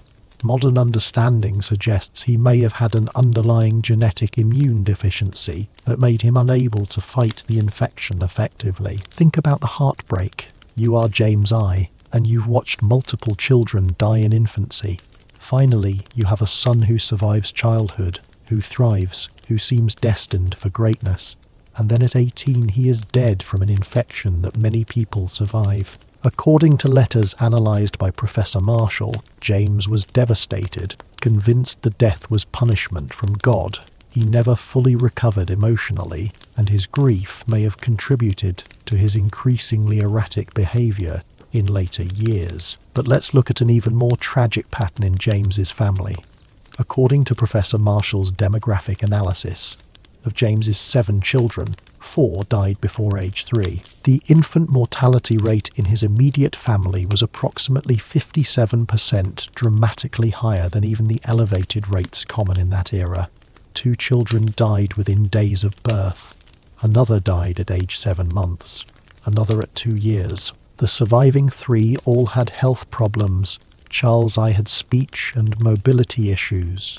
As a child, Elizabeth had chronic respiratory problems, and the youngest daughter died at age 19. Dr. Porter argues that this pattern strongly suggests recessive genetic disorders being passed from both parents. James and Anne were related through multiple lines tracing back to Christian I of Denmark and various Scottish and English royal ancestors. Their shared genetics likely included several harmful recessive genes that, when combined, caused the high infant mortality and health problems in their surviving children. Now let's travel to the Austrian branch of the Habsburgs and meet a woman whose story embodies the psychological torture of the pure blood ideology. Archduchess Maria Josepha of Austria, born in 1751, was the daughter of Empress Maria Theresa, the same Maria Theresa who tried to moderate Habsburg inbreeding. According to Professor Werner Telesco from the Austrian Academy of Sciences, Maria Josepha's life was destroyed by her family's genetic legacy and the political machinations around bloodline purity. Maria Josepha was engaged to King Ferdinand I of the Two Sicilies when she was 16. According to court records analysed by Professor Telesco, she expressed deep reluctance about the marriage, partly because Ferdinand was known to carry the Habsburg jaw trait and other genetic issues, but duty demanded the marriage proceed. However, before the wedding could take place, Maria Josepha was required by royal protocol to visit the tomb of her predecessor, the first wife of Ferdinand's father. That wife had died of smallpox. Think about what happened next. You are 16 years old, about to be married to a man you've never met, sent to a foreign country, forced into this marriage to preserve bloodline purity. As part of the ritual, you must pray at a tomb. The tomb hasn't been properly sealed. Within days you develop symptoms. You've contracted smallpox from the corpse in the tomb. Within 2 weeks, you are dead. According to Professor Telesco's interpretation, Maria Josepha's death wasn't just tragic, it was symbolically devastating. She died quite literally because of royal death rituals, killed by the system that valued bloodline and tradition over human safety, and she died to preserve a marriage alliance designed to keep the bloodline pure, an ideology that her own mother had questioned but couldn't fully escape. Let's examine another forgotten victim from a different royal house. According to Dr. Simon Sebag-Montefiore's research on Russian nobility, the Golitsyn family, one of Russia's most prominent aristocratic dynasties, showed clear patterns of genetic disorders related to generations of marriage within a small circle of elite families. Meet Prince Dmitry Mikhailovich Golitsyn, born in 1665, who served as advisor to Peter the Great. According to records analysed by Dr. Montefiore, Dmitry suffered from what contemporary physicians called falling sickness, almost certainly epilepsy. His seizures were severe and frequent, sometimes occurring multiple times per Dalton Yule. Modern analysis of the descriptions suggests he had a genetic form of epilepsy, likely inherited through the concentrated Golitsyn bloodline that included multiple instances of cousin marriage across several generations. Think about Dimitri's life. Your brilliant contemporary accounts describe your intellectual gifts, your political acumen, your literacy in multiple languages. Peter the Great values your counsel, but you live in constant fear of the next seizure. According to Dimitri's own letters preserved in Russian state archives, he described feeling the shadow of the falling sickness always behind me, ready to strike me down in council chambers or at dinner. He developed elaborate strategies to hide his condition from courtiers, always positioning himself near walls or furniture he could grasp when he felt a seizure coming. Dr. Montefiore's genealogical research reveals that Dimitri's parents were second cousins, and his grandparents included a first cousin marriage. Tracing back further, the Golitsyn family tree shows the same collapsing pattern as European royalty. Where a family tree should branch outward, the Golitsyn tree loops back on itself. The same ancestors appear multiple times, contributing their genes repeatedly, concentrating both beneficial traits like intelligence and harmful ones like epilepsy susceptibility. Now, let's examine a case that shows how inbreeding affected not just physical health, but mental capacity in devastating ways. According to Professor Javier Hepez from the University of Seville, Ferdinand Vis of Spain, who ruled from 1746 to 1759, suffered from severe mental illness that progressively worsened throughout his reign. Born in 1713, Ferdinand was the son of Philip V and Maria Luisa of Savoy, who were related through the Spanish and French royal houses. According to contemporary accounts compiled by Professor Hepez, Ferdinand showed signs of depression from his youth. But in his 40s, his mental state deteriorated dramatically. He became convinced he was made of fragile material and would shatter if he moved too quickly. He refused to change his clothes for months. He sat motionless for hours. He stopped eating, believing food would harm his fragile body. By 1759, he was completely incapacitated, unable to rule, unable to care for himself, lost in delusional thinking. Think about the progression. You are Ferdinand, ruling reasonably effectively in your 30s. You are melancholic, yes, but functional.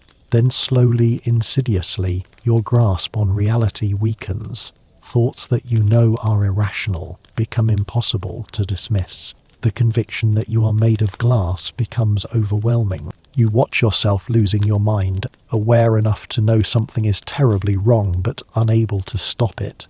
According to royal physicians' reports, analysed by Professor Ribhez, Ferdinand had moments of lucidity where he would weep, knowing he was mad but unable to escape the madness. Dr. Eduardo Pardo de Guevara, from the Spanish National Research Council, has traced Ferdinand's ancestry and found patterns consistent with other genetically compromised royal lines. His father, Philip Viv, was already showing signs of mental instability, severe depression, paranoia, and erratic behaviour.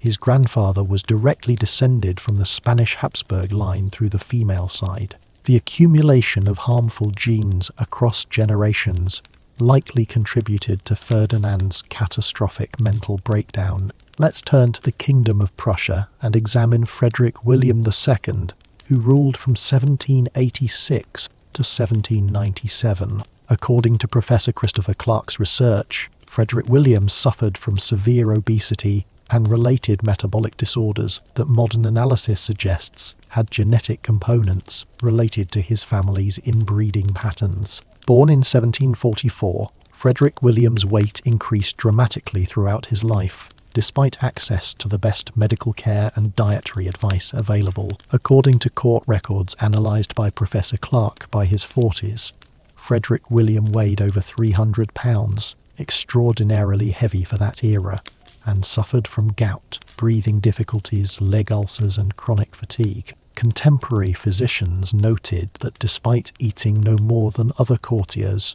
Frederick William gained weight relentlessly. Modern endocrinologists Reviewing the historical medical descriptions suggest he likely suffered from a genetic metabolic disorder, possibly related to thyroid or pituitary dysfunction, that made weight control impossible. Think about the shame and frustration. You are a king, expected to lead armies, hunt, ride horses, embody martial vigor, but your body betrays you. You can barely walk. Mounting a horse requires assistance from multiple servants. Your legs develop weeping sores from the weight and poor circulation. According to Frederick William's own letters, he wrote bitterly about his cursed constitution and his inability to control his body despite desperate efforts. Dr. Wolfgang Bergdorf's medical analysis of the Hohenzollern royal line reveals that Frederick William's metabolic issues weren't isolated. His grandfather, Frederick William I, suffered from porphyria. His father had chronic health problems. His own children showed various health issues. The pattern suggests accumulating genetic problems across generations, intensified by the Hohenzollern marriage strategy of maintaining close alliances within German royal houses. Now let's look at a case study from the Bourbon royal family that demonstrates how genetic problems could remain hidden for generations before manifesting catastrophically. According to Professor Claude Kettel from the University of Paris, Charles X of France, who ruled from 1824 to 1830, appeared relatively healthy throughout his life. But his grandson Henry Duke of Bordeaux, born in 1820, showed signs of genetic disorders that historians believe were passed down through recessive genes from both sides of his family. Meet Henry, known to history as the miracle child, because he was born 7 months after his father's assassination. According to Professor Kettel's research, Henry suffered from chronic hip problems, likely leg cave-Perthes disease, a condition where blood supply to the hip joint is interrupted, causing the bone to deteriorate. Modern orthopedic analysis suggests this condition can have genetic components, and the risk increases with parental consanguinity. Think about Henry's childhood. You are born into tragedy. Your father murdered 7 months before your birth. Royalists pin all their hopes on you as the legitimate heir to the French throne, but you are in constant pain. Walking hurts. Running is impossible. Childhood games that other boys enjoy cause you agony. According to medical records preserved in French archives, Henry underwent multiple painful treatments, hot poultices, stretching devices, periods of forced immobility, none of which helped significantly. Dr. Michel Carmona's genealogical analysis reveals that Henry's parents were related through multiple lines. His father, Charles Ferdinand, Duke of Berry, and his mother, Maria Carolina of Naples, shared ancestors through the Bourbon and Habsburg lines. Additionally, Maria Carolina's ancestry included several generations of marriages between Bourbon relatives. The genetic analysis suggests Henry's hip condition resulted from recessive genes inherited from both parents. But Henry's story demonstrates another tragic dimension of royal genetics: political consequences. According to Professor Quettel, Henry's physical limitations affected his political viability. When opportunities arose for a Bourbon restoration in France, Legitimist supporters worried that Henry's disability might make him appear weak. His hip problems contributed to political hesitation about supporting his claim, and ultimately the Bourbon line's failure to recapture the French throne. A genetic disorder inherited through generations of keeping the bloodline pure helped ensure that bloodline's political extinction. Let's travel now to the Kingdom of Two Sicilies and meet Francis II, the last Bourbon king, born in 1836. According to Dr. Harold Acton's historical research, Francis showed signs of what modern physicians would recognize as a spectrum of developmental issues, likely related to his parents' close genetic relationship. His father, Ferdinand II, married his first cousin Maria Theresa of Austria, both descended from multiple lines of interconnected Bourbon and Habsburg ancestry. Francis was described by contemporary observers as having unusual physical proportions, a very large head relative to his body, weak musculature, and poor coordination. According to diplomatic reports analysed by Dr. Acton, Francis had difficulty with physical activities and showed signs of cognitive limitations. He struggled with decision-making, was easily manipulated by advisors, and failed to respond effectively to the political crises that would eventually cost him his kingdom. Think about the tragic irony. You are Francis, born in 1836 to be king, educated by the finest tutors, given every advantage. But something isn't quite right. Learning is harder for you than it should be. Political complexities confuse you. Physical training doesn't produce the expected results. In 1859, when Garibaldi's forces invade to unify Italy, you are supposed to rally your troops, make strategic decisions, lead your kingdom's defense, but you can't. You are overwhelmed, uncertain, unable to process the rapidly changing situation. Within 2 years, your kingdom is gone, absorbed into unified Italy.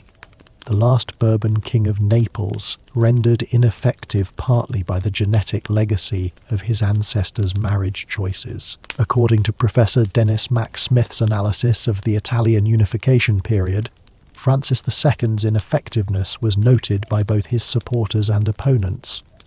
Bourbon loyalists privately expressed frustration with his inability to lead decisively. Garibaldi's forces found conquering the kingdom easier than expected, partly because Francis couldn't organize effective resistance. A genetic inheritance of compromised cognitive function contributed to the political extinction of the Bourbon line in southern Italy. Now let's examine a pattern that affected multiple royal houses simultaneously: the spread of genetic disorders through marriage alliances. According to Dr. Gerwin de Windham from Leiden University, the practice of cementing political alliances through royal marriages meant that genetic problems in one royal house could spread to others. The haemophilia gene from Queen Victoria is the most famous example, but similar patterns occurred with other genetic conditions. Let's trace the spread of jaw deformities from the Habsburgs to other royal houses. According to Dr. de Windham's genealogical research, when Habsburg daughters married into other royal families, they brought the Habsburg jaw gene with them. When those descendants intermarried with other families carrying different genetic disorders, the result could be children afflicted with multiple conditions simultaneously. Meet Infanta Margarita Teresa of Spain, born in 1651, to Philip IV, and Mariana of Austria. According to art historical analysis by Professor José Miguel Morden, Margarita had the characteristic Habsburg jaw, visible in the famous Velázquez's portraits painted when she was a child. At age 15, she was married to Leopold I, Holy Roman Emperor, who was not only her uncle but also her first cousin, as he was the son of her mother's brother. This marriage combined Habsburg genes from both the Spanish and Austrian branches. Think about the genetic catastrophe being set up.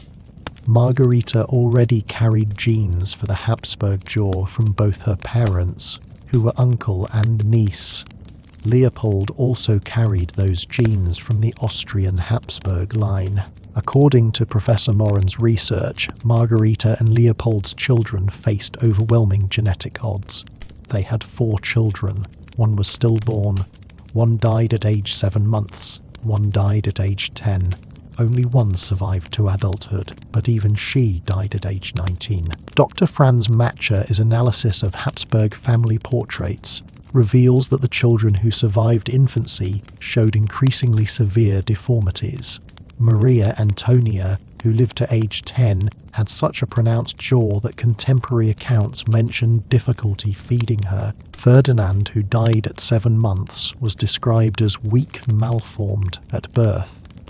The accumulation of genetic problems from both parental lines created a catastrophic outcome. According to Professor Cebeloz's genetic modelling, Margarita and Leopold's children had inbreeding coefficients approaching those of parent-child relationships. They were simultaneously products of uncle-niece marriage, first cousin marriage, and carried accumulated inbreeding from multiple previous generations. Modern genetic counselors would classify this as extreme genetic risk. virtually guaranteeing severe health problems in offspring. Let's look at another case study, demonstrating how even royal houses that seemed to avoid the worst inbreeding could still suffer genetic consequences. According to Professor Linda Colley from Princeton University, the House of Hanover, which provided British monarchs from 1714 to 1901, initially seemed relatively free of the severe genetic problems afflicting other royal houses. However, closer analysis reveals hidden genetic issues that manifested across generations. Meet Ernest Augustus, Duke of Cumberland, son of George III, born in 1771.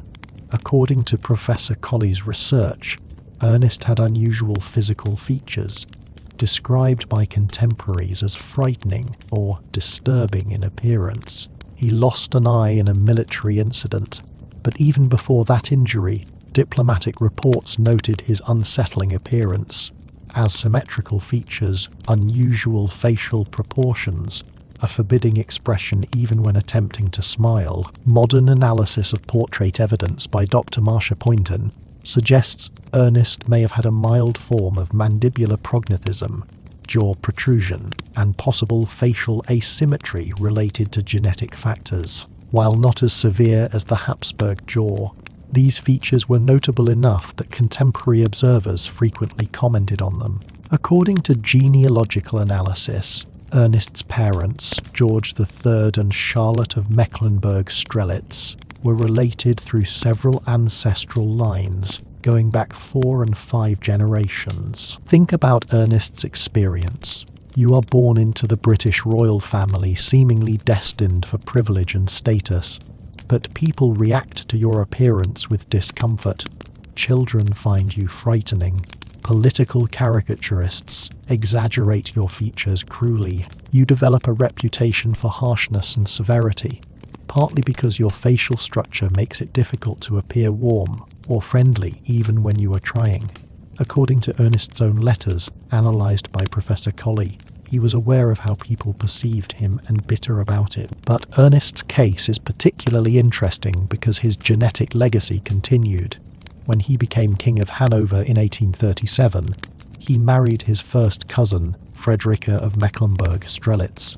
According to Dr. Wolfgang Michael's historical research, their son, George V of Hanover, was born blind. Not blind from accident or disease, blind from birth, likely due to genetic factors related to his parents' consanguinity. Meet George V of Hanover, born in 1819. According to Professor Michael's research, George was born with bilateral congenital blindness. Both eyes lacked proper development. Contemporary medical reports suggest it might have been bilateral microphthalmia, a condition where the eyes don't develop to normal size.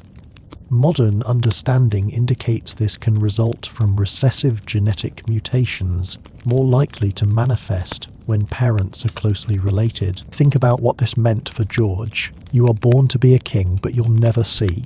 You experience the world only through sound, touch, and description. You learn to navigate palaces by memory and sound. You study statecraft from tutors who must describe maps and documents verbally. When you inherit the throne at age 32, you must rule a kingdom you've never visually seen, relying entirely on advisors and your own sharp hearing and memory. According to historical accounts compiled by Professor Michael, George was remarkably capable despite his blindness, but the constant challenges were immense. Dr. Michael's genetic analysis suggests that George's blindness resulted from recessive genes present in both parents' shared ancestry. His father Ernest and mother Frederica were first cousins, sharing grandparents.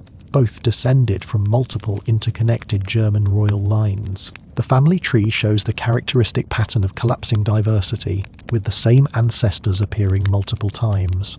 George's congenital blindness was the price of maintaining royal bloodline connections within a small pool of German aristocracy. Now let's examine how genetic problems sometimes manifested in unexpected ways, affecting sensory systems rather than just physical structure. According to Dr. Katerina Harvati Papatheodorou from the University of Tübingen, analysis of royal medical records reveals numerous cases of congenital deafness, blindness, and other sensory disorders that modern medicine would attribute to recessive genetic mutations concentrated through inbreeding. Let's meet Princess Frederica of Hanover, born in 1848, granddaughter of the blind King George V. According to records analysed by Dr. Harvati Papatheodoro, Frederica suffered from progressive hearing loss beginning in her teens, eventually becoming nearly deaf by her 30s. Her sister Marie also developed severe hearing problems. Contemporary physicians attributed this to constitutional weakness, but modern analysis suggests a genetic hearing disorder, likely otosclerosis or a related condition, inherited through the Hanoverian royal line. Think about the progression. You are Frederica, born in 1848, initially healthy. In your early teens, you notice sounds becoming muffled.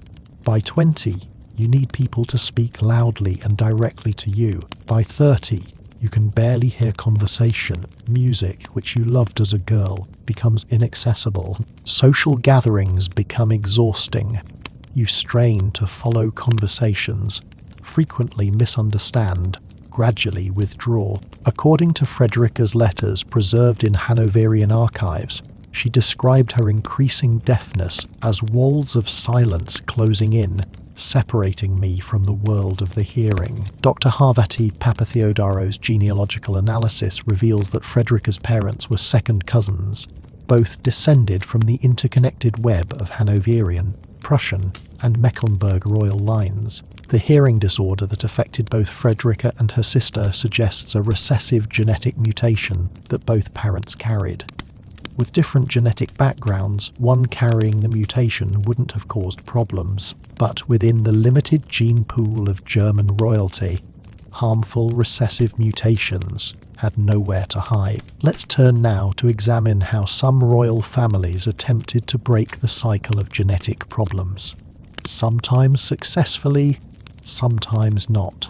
According to Professor Leonore Davidoff from the University of Essex, by the mid-1800s, some royal advisors understood empirically that bringing in fresh blood from outside the usual marriage pool could improve offspring health.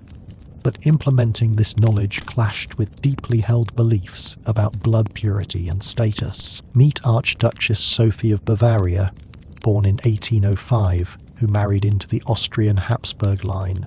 According to Professor Davidoff's research, Sophie was intelligent and politically astute, and she became increasingly concerned about the genetic health of the Habsburg line after witnessing the health problems of various relatives. When arranging marriages for her children, she attempted to find spouses from outside the immediate Habsburg circle, a difficult task given the limited number of suitable royal houses and the political requirements of marriage alliances. According to letters analysed by Professor Davidoff, Sophie wrote explicitly about her concerns regarding the weakness of the blood and the need for strengthening the line through judicious marriage. She successfully arranged for her son, Crown Prince Rudolf, to marry Princess Stephanie of Belgium in 1881. The Belgian royal house was relatively new, established in 1831, and while related to other European royalty, the connections were more distant than typical Habsburg matches. Think about Sophie's strategy. You understand that something is wrong with your family's bloodline. You've seen too many sickly children, too many early deaths, too many disabilities. You are trying to fix a problem that most of your contemporaries don't even recognize as a problem. When you suggest marrying outside the traditional circle, you face accusations of diluting the Habsburg bloodline, betraying tradition, undermining the family's special status. But you persist because you've seen the alternative children born to suffer. Unfortunately, according to Dr. Brigitte Hammond's research, Sophie's attempt to strengthen the Habsburg line came too late. Rudolf, born in 1858, showed signs of mental instability throughout his life, likely inherited from accumulated genetic damage in previous generations, that Sophie's marriage strategy couldn't undo in a single generation. Rudolf died by suicide in 1889, at age 30, in the famous mailing incident. The genetic damage was too deeply embedded to fix with one generation of slightly less consanguineous marriage. Now let's examine a case that shows the opposite approach. a royal house that deliberately intensified inbreeding with catastrophic results. According to Dr. Richard McKenny from the University of Edinburgh, the House of Gonzaga, which ruled Mantua in Italy from 1328 to 1708, provides a particularly clear example of a dynasty destroyed by systematic inbreeding. Meet Vincenzo II Gonzaga, Duke of Mantua, born in 1594. According to Dr. McKenny's research, Vincenzo was the product of at least 6 generations of close intermarriage within the Gonzaga family and allied Italian noble houses. Contemporary accounts describe him as physically weak, mentally limited, and impotent. Despite marrying twice, he produced no children. When he died in 1627 at age 33, the direct Gonzaga line ended, triggering the War of the Mantuan Succession. According to Professor McKenny's genealogical analysis, Vincenzo's ancestry included multiple instances of uncle-niece marriages, several first-cousin marriages, and numerous marriages between second cousins. Tracing back just 3 generations, the same ancestors appear in his family tree 6 to 8 times, a level of genetic concentration approaching that of the Spanish Habsburgs. The result was predictable: sterility, ending the dynasty. Think about the bitter irony. The Gonzaga family married relatives generation after generation specifically to keep the duchy within the family, to preserve their bloodline, to maintain their pure noble heritage. And this very strategy produced a duke so genetically compromised he couldn't produce an heir, ending the family's rule entirely. The policy designed to preserve the bloodline destroyed it. According to historical records, the resulting succession war devastated Mantua, with foreign armies sacking the city and destroying much of its cultural heritage. Dr. McKenny argues that the Gonzaga case represents the ultimate failure of the pure blood ideology in miniature. A noble house that prized bloodline purity above all else followed that ideology to its logical conclusion and was destroyed by it. The genetic mathematics were inexorable. Concentrate harmful genes through inbreeding, eventually produce individuals too damaged to reproduce. End the line.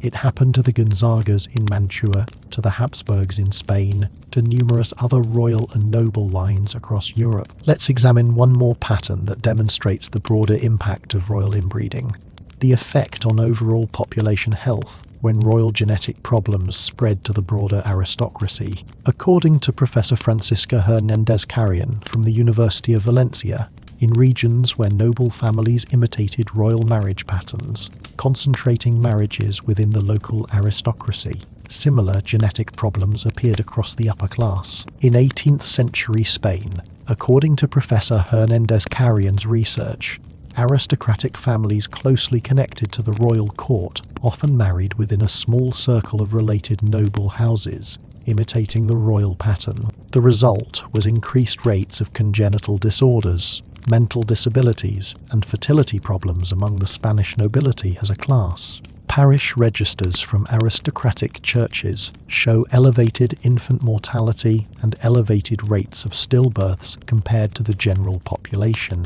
the opposite of what you'd expect given their better nutrition and medical care. Think about what this means at a societal level: the ideology of pure blood. The belief that aristocratic bloodlines were inherently superior was literally weakening the aristocracy as a class. The genetic evidence showed the opposite of their ideology. Common people, marrying outside their immediate family circles, were genetically healthier than nobles who married to preserve bloodline purity. The social hierarchy was inverted at the genetic level. According to Dr. Yom Bertram Petit's population genetics research at Pompeu Fabra University, comparing genetic diversity in remains from Spanish aristocratic burials versus common grave sites from the same period reveals that by the 1700s, the aristocracy actually had lower genetic diversity than the commoners they ruled. The pure blood was less diverse, more vulnerable to genetic disorders. objectively inferior by biological measures while claiming social superiority. Now let's explore how these genetic tragedies affected daily life in royal courts, the protocols, accommodations, and elaborate systems developed to manage royal disabilities. According to Dr. Renate Pieper from the University of Graz, Habsburg courts in particular developed intricate systems for managing the physical limitations of their rulers while maintaining the public fiction of royal perfection. In the Spanish Habsburg court of the 1680s and 1690s, according to court records analysed by Dr. Pieper, an entire infrastructure existed solely to manage Charles II's disabilities. Mealtimes required a team of 6 servants, one to hold his head steady, one to support his jaw, one to feed him small amounts of mashed food, one to wipe constant drool, one to hold a basin in case he choked, and one to stand ready with wine to help him swallow. A single meal could take 2 to 3 hours. Think about the absurdity of this system. You are Charles II, the most powerful monarch in Europe on paper, but you can't feed yourself. 6 adult servants must coordinate like a surgical team just to get food into your mouth. According to court protocol documents preserved in Spanish archives, the servants had specific titles: the royal jaw supporter, the royal mastication assistant, the royal throat observer, an entire vocabulary developed around managing the king's inability to perform basic human function. Dr. Antonio Felvarez Osorio from the Autonomous University of Madrid has studied the economic cost of managing Charles II's disabilities. According to his analysis of court expenditure records, approximately 8 to 10% of the royal household budget went directly to staff and equipment, specifically for managing the king's physical needs. This included specially designed chairs with head and neck supports, custom feeding implements, teams of attendants working in rotating shifts, physicians on constant call, and elaborate systems for moving the king around the palace. According to Professor Thivarez Osorio's calculations, in modern currency, the Spanish crown spent the equivalent of $2 minus $3 million annually just on managing Charles II's physical disabilities. Think about that. Millions of dollars per year, an entire segment of the court structure, hundreds of employees, all necessary because centuries of inbreeding had produced a king whose body barely functioned. But Charles II wasn't the only royal whose disabilities required elaborate accommodation. Let's look at the court protocols developed for managing haemophiliac princes in the 19th and early 20th centuries. According to Professor Rappaport's research on the Romanov court, Tsarevich Alexei required a medical staff of 8 physicians and nurses on 24-hour rotation, plus special accommodations in every palace, yacht, and train used by the royal family. According to medical records analysed by Professor Rappaport, every room Alexei might occupy had to be specially prepared. Furniture corners were padded with cloth. Floors were covered with thick carpets to cushion potential falls. Sharp objects were removed. Steps were equipped with extra railings. Boats had special restraining seats to prevent him from being jostled. Trains had specially suspended sleeping berths to minimize vibration that might trigger internal bleeding. Think about Alexei's experience of this protective bubble. You are a young boy who wants to run, play, explore like your sisters do, but you live in a world of soft edges, constant supervision, and terrified adults who gasp when you move too quickly. According to Alexei's tutor Pierre Gilliard's memoirs, the boy desperately wanted to be normal, to do normal things. He would beg to be allowed to climb a tree, ride a horse, normally play rough games with other boys. Almost always the answer was no. The genetic lottery had sentenced him to childhood imprisonment. For his own safety, Dr. Rogaev's analysis of the medical protocols reveals just how restrictive Alexei's life was. Swimming was forbidden. The water pressure might cause bruising. Running was forbidden. He might fall. Contact sports were forbidden, obviously too dangerous. Even walking required careful supervision. A stumble could trigger bleeding that might kill him. The genetic disease didn't just cause physical pain, it stole his childhood, replacing normal boyhood activities with constant medical supervision. Now let's examine how royal courts managed rulers with mental disabilities.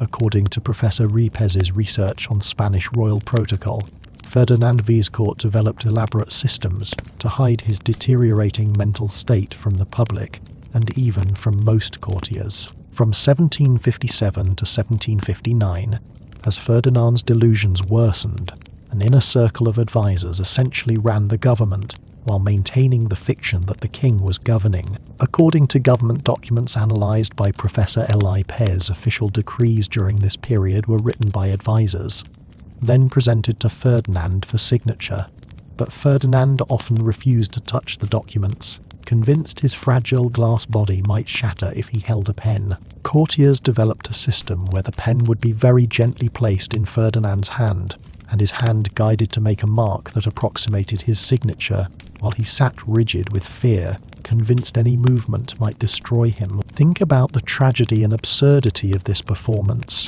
You are a Spanish government official in 1758, conducting a high-stakes negotiation with France. You need the king's approval. You are ushered into a darkened room where Ferdinand sits absolutely motionless, dressed in the same clothes he has worn for 3 months, convinced he is made of glass. You watch as attendants carefully, slowly manipulate his hand to make a mark on your document. This is divine right monarchy in its final, grotesque form, a king too mad to rule, but ruling anyway because the system has no mechanism for addressing the genetic catastrophe it created. Professor L.I. Pez's analysis reveals that several royal courts developed similar fictions. When rulers became too disabled to function, inner circles would govern while maintaining appearances. In Portugal, when Cardinal King Henry became too mentally impaired to handle state business in the late 1570s, a small group of advisors would visit him, ask carefully staged questions that could be answered with simple yes or no gestures, then interpret those gestures to justify whatever policy they had already decided upon. According to Dr. Johnson's research, this system relied on everyone involved maintaining the fiction. Courtiers who acknowledged the king's incapacity would be exiled or imprisoned for disrespect. Ambassadors who reported the truth to foreign courts might be declared persona non grata. Everyone participated in an elaborate pretense that the genetically compromised king was still competent, still divinely ordained, still worthy of absolute power. Now, let's look at a different kind of accommodation: the artistic and architectural adjustments made to manage royal disabilities. According to Professor Mordren's art historical research, portrait artists developed specific techniques for minimizing the appearance of genetic deformities while still producing recognizable likenesses. In Habsburg court painting, according to Professor Mortian's analysis, artists used consistent strategies across generations. Subjects with protruding jaws were painted in three-quarter profile rather than straight on, with the jaw angled away from the viewer. Lighting was arranged to cast shadows that minimized jaw protrusion. In some cases, artists would paint the subject with mouth closed even though the subject physically couldn't close their mouth, creating an impossible idealized version. Dr. Mering's comparison of written descriptions with painted portraits reveals systematic beautification. Charles II's show him with a pronounced, but not catastrophically protruding jaw. Written descriptions from people who actually met him describe a jaw that protruded 4 to 5 centimeters beyond normal, with his tongue visibly protruding even when he tried to close his mouth. The portraits lied. They had to lie, because showing the truth would have been considered an insult to royal dignity. Think about what this means for our historical understanding. When we look at royal portraits, we're not seeing reality. We're seeing carefully constructed fictions designed to maintain the illusion of royal perfection. According to Professor Mortian, this artistic lying was so systematic that modern historians can actually estimate the severity of royal genetic deformities by calculating the gap between written descriptions and painted portraits. The bigger the gap, the worse the reality. Architectural accommodations tell a similar story. According to Dr. Hernandez's analysis of Spanish royal palaces, modifications were made throughout the late 1600s to accommodate Charles II's mobility problems. Ramps were installed where stairs had been. Doorways were widened to allow passage of the specially designed chair that carried him. Receiving rooms were reorganized, so the throne was close to the entrance, minimizing the distance Charles had to walk or be carried. Dr. Hernandez discovered records of a specially designed mechanical throne installed in 1695 that could be raised, lowered, and tilted to help Charles sit upright and remain visible during court ceremonies. The throne cost 15,000 reals, roughly equivalent to $50,000 today, an enormously expensive chair whose only purpose was to prop up a king too disabled to sit upright unaided. The architecture itself bore witness to the genetic catastrophe. Now let's examine the medical interventions attempted, often making things worse rather than better. According to Dr. Seven Delvarez's analysis of royal physician records, Charles II to numerous treatments that modern medicine would consider dangerous or absurd. Physicians, unable to understand that his problems were genetic rather than environmental, tried increasingly desperate remedies. Court medical records analysed by Dr. Faveres reveal that Charles II was regularly treated with mercury compounds, which physicians believed would purify the blood. He was given arsenic preparations to strengthen the constitution. He underwent frequent bloodletting, which further weakened his already compromised system. He was given purgatives that caused chronic diarrhea, exacerbating his malnutrition. The physicians were literally poisoning and weakening a patient whose genetics had already compromised his health. Think about the horror of this medical care. You are Charles II, already suffering from multiple genetic disorders. The physicians, trying to help, subject you to treatments that make everything worse. The mercury makes you nauseous and affects your nervous system. The arsenic causes chronic pain. The bloodletting leaves you weak and dizzy. The purgatives cause dehydration and electrolyte imbalances. According to Dr. Civid Alvarez's interpretation, these medical interventions may have shortened Charles's life by years, adding iatrogenic damage to genetic damage. But the most disturbing medical intervention was the exorcism performed in 1698. According to contemporary accounts compiled by Professor Mitchell, Charles became convinced he was possessed by demons, possibly a delusion resulting from his neurological problems, possibly a psychological response to his suffering. The court brought in priests to perform exorcism rituals. For several days, Charles was subjected to prayers, holy water, religious relics pressed against his body, and rituals designed to drive out demons that didn't exist. Professor Mitchell's interpretation is devastating. The genetic problems caused by Charles's ancestors' marriage choices were being treated as demonic possession. The scientific reality of recessive genetic disorders was being interpreted through a lens of religious superstition. Instead of recognizing that the pure blood ideology had created this catastrophe, the court doubled down on supernatural explanations. The ideology was so powerful, it literally blinded people to observable reality. Similar medical malpractice affected other genetically compromised royals. According to Professor Rappaport, Russian physicians treating Alexei's haemophilia tried various useless or harmful treatments before Rasputin's arrival. They prescribed iron supplements which don't help haemophilia. They tried compression bandages, which can actually make haemophilia bleeding worse by damaging tissue. They used primitive blood transfusions from incompatible donors, causing severe reactions. Dr. Regaev's analysis notes that when Rasputin's calming presence actually helped reduce Alexei's bleeding episodes, probably by reducing stress and lowering blood pressure, it appeared miraculous compared to the useless or harmful medical interventions. The mystic succeeded where physicians failed, not because he had supernatural power, but because doing less harm was better than the physician's active harm. Now, let's examine how genetic knowledge began to change royal marriage patterns in the late 19th and early 20th centuries.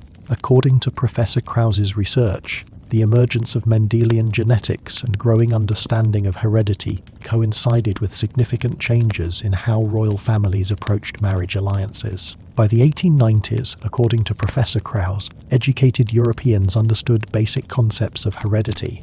They might not have known about DNA or genes in the modern sense, but they understood that traits passed from parents to children, that some traits skipped generations, that close relatives produced children with higher rates of disabilities. This knowledge began to influence royal marriage decisions. Let's look at Princess Beatrice of the United Kingdom, Queen Victoria's youngest daughter and a haemophilia carrier. According to Professor Riechel's research, when Beatrice's sons were diagnosed with haemophilia in the 1880s and 1890s, she became deeply concerned about the genetic legacy. She actively discouraged her daughters from having large families, understanding that male grandchildren might inherit the disease. This represented a significant shift, a royal woman making reproductive choices based on genetic knowledge, rather than purely dynastic considerations. According to letters analysed by Professor RDHL, Beatrice wrote to her daughter Victoria Eugenie before Victoria Eugenie's marriage to King Alfonso III of Spain, warning her explicitly about the risk of haemophiliac sons. The warning was prescient. Victoria Eugenie did indeed have 2 sons with severe haemophilia. But the marriage went ahead anyway because political considerations still outweighed genetic concerns. The ideology of pure blood and royal alliance was beginning to crack, but it hadn't broken yet. Think about the tragedy of this partial knowledge. Beatrice understood enough to know the risks. She warned her daughter, but she couldn't prevent the marriage that would pass haemophilia to another generation of royalty. The political machinery of royal alliance was too powerful, too deeply embedded in European power structures. Even when individuals understood the genetic dangers, the system compelled them to take risks they knew were terrible. According to Professor Norris's analysis, the real change came after World War I, when many European monarchies fell, and those that survived faced greatly reduced political power. Once royalty became largely ceremonial rather than politically essential, the requirement to make strategic marriage alliances weakened. This finally allowed genetic considerations to influence marriage choices. Let's trace this evolution in the British royal family. According to Dr. Norris's genealogical research, Queen Victoria and Prince Albert were first cousins, with an inbreeding coefficient of about 0.0625. Their son, Edward VII, married Alexandra of Denmark, his third cousin, reducing the coefficient to about 0.0039. Their son, George V, married Mary of Teck, his second cousin once removed, maintaining a low coefficient. George V married Elizabeth Bowes-Lyon, who had no close royal ancestry, further reducing inbreeding. By the time Elizabeth II married Prince Philip in 1947, according to Dr. Norris, they were third cousins with an inbreeding coefficient of only about 0.0002044, negligible from a genetic perspective, and their children married progressively less related partners. Prince Charles married Diana Spencer, who had some distant royal ancestry, but was essentially genetically unrelated. Prince Andrew married Sarah Ferguson, no close royal connection. Prince Anne married twice, both times to complete commoners with no royal blood. Think about what this progression represents. Over 4 generations, the British royal family went from first cousin marriages to marriages with genetically unrelated partners. The result has been the healthiest, longest-lived generation of British royalty in history. Queen Elizabeth II lived to 96. Prince Philip lived to 99. Their children all survived to adulthood and old age. No genetic disorders related to inbreeding appeared. The genetic rejuvenation worked. According to Professor Norris, the British royal family's genetic history provides a controlled experiment in human heredity. The same family, the same environment, the same privileges and medical care, but vastly different genetic outcomes based purely on marriage patterns. Inbreeding created problems. Outbreeding solved them. The evidence couldn't be clearer. Now, let's look at modern communities that still practice consanguineous marriage and face similar genetic consequences.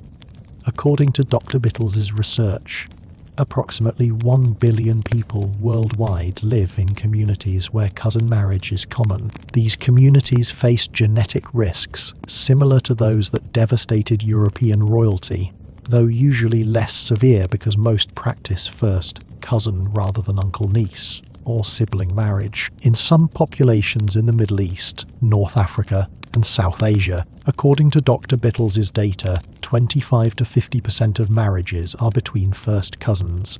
The genetic consequences are measurable and significant. According to research published in The Lancet, these populations show elevated rates of autosomal recessive disorders, the same kind of genetic conditions that affected European royalty. Let's be specific about what this means in human terms. According to Dr. Bittles's research in Bradford, England, where a large Pakistani community practices high rates of cousin marriage, babies of Pakistani origin are about 13 times more likely to be born with genetic disorders than babies of non-Pakistani origin. This isn't because Pakistani genetics are inherently problematic. It is because cousin marriage concentrates harmful recessive genes exactly as it did in royal families. Think about the parallel. European royalty married cousins to preserve political power and pure blood. Some modern communities marry cousins to preserve family wealth, strengthen family bonds, or honour cultural traditions. The motivations differ, but the genetic mathematics are identical. Shared DNA from both parents means higher risk of inheriting 2 copies of harmful recessive genes. The consequences, elevated rates of genetic disorders, infant mortality, and disability, are tragically similar. According to Dr. Flinter's research at Guy's Hospital, modern genetic counselling can help consanguineous couples understand and manage these risks.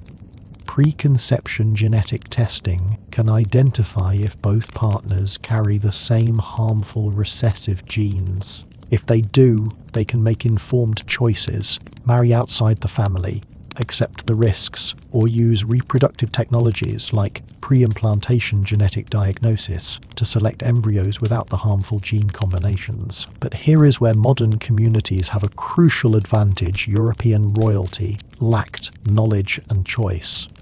According to Dr. Flinter, consanguineous couples who undergo genetic testing and counselling can reduce their risk of having children with genetic disorders to levels comparable to non-consanguineous couples. The key is knowing what genes you carry and making informed decisions. European royalty had no such knowledge. They married blind, accumulating genetic damage across generations until entire dynasties collapsed. Professor Bittles points out an important nuance. A single generation of first cousin marriage doesn't necessarily cause catastrophe. The increased risk of genetic disorders from about 2 to 3% baseline to about 4 to 6% is real but modest. The devastating effects European royalty experienced resulted from multi-generational inbreeding, where the same families married each other repeatedly across generations. This accumulated genetic load until the consequences became catastrophic. Think about the policy implications. According to Professor Bittles, simply banning cousin marriage wouldn't necessarily improve outcomes. It might drive the practice underground, where couples couldn't access genetic counselling. Instead, public health approaches should focus on education, genetic testing, and helping consanguineous couples make informed choices. The lesson from royal history isn't never marry cousins. It is understand genetics and make informed decisions. Now, as we truly near the end of this long journey through royal genetic tragedy, let's return to where we started, those portraits in European galleries. According to Dr. Villas, you can now look at those portraits with new understanding. That Habsburg jaw isn't just a family trait, it is visible evidence of recessive genes concentrated through generations of inbreeding. Those weak, sickly-looking children in royal portraits aren't artistic exaggeration, they're genetic reality painted as beautifully as possible. When you see Charles II's portrait at the Prado Museum in Madrid, You are looking at the face of an ideology's failure. His protruding jaw, his sad expression, his obvious physical weakness, all of it traces back to the decision, made generations before his birth, that Habsburg blood was too special to mix with common blood. Thousands of marriage decisions across 2 centuries, each one made to preserve purity, collectively created a king so damaged he ended the dynasty. According to Professor Mitchell, Charles II's portrait should be in every genetics textbook. It is the clearest visual evidence we have of what happens when ideology overrides biological reality. The painting shows a human being destroyed by his ancestors' beliefs, a victim of generational choices he had no power to change.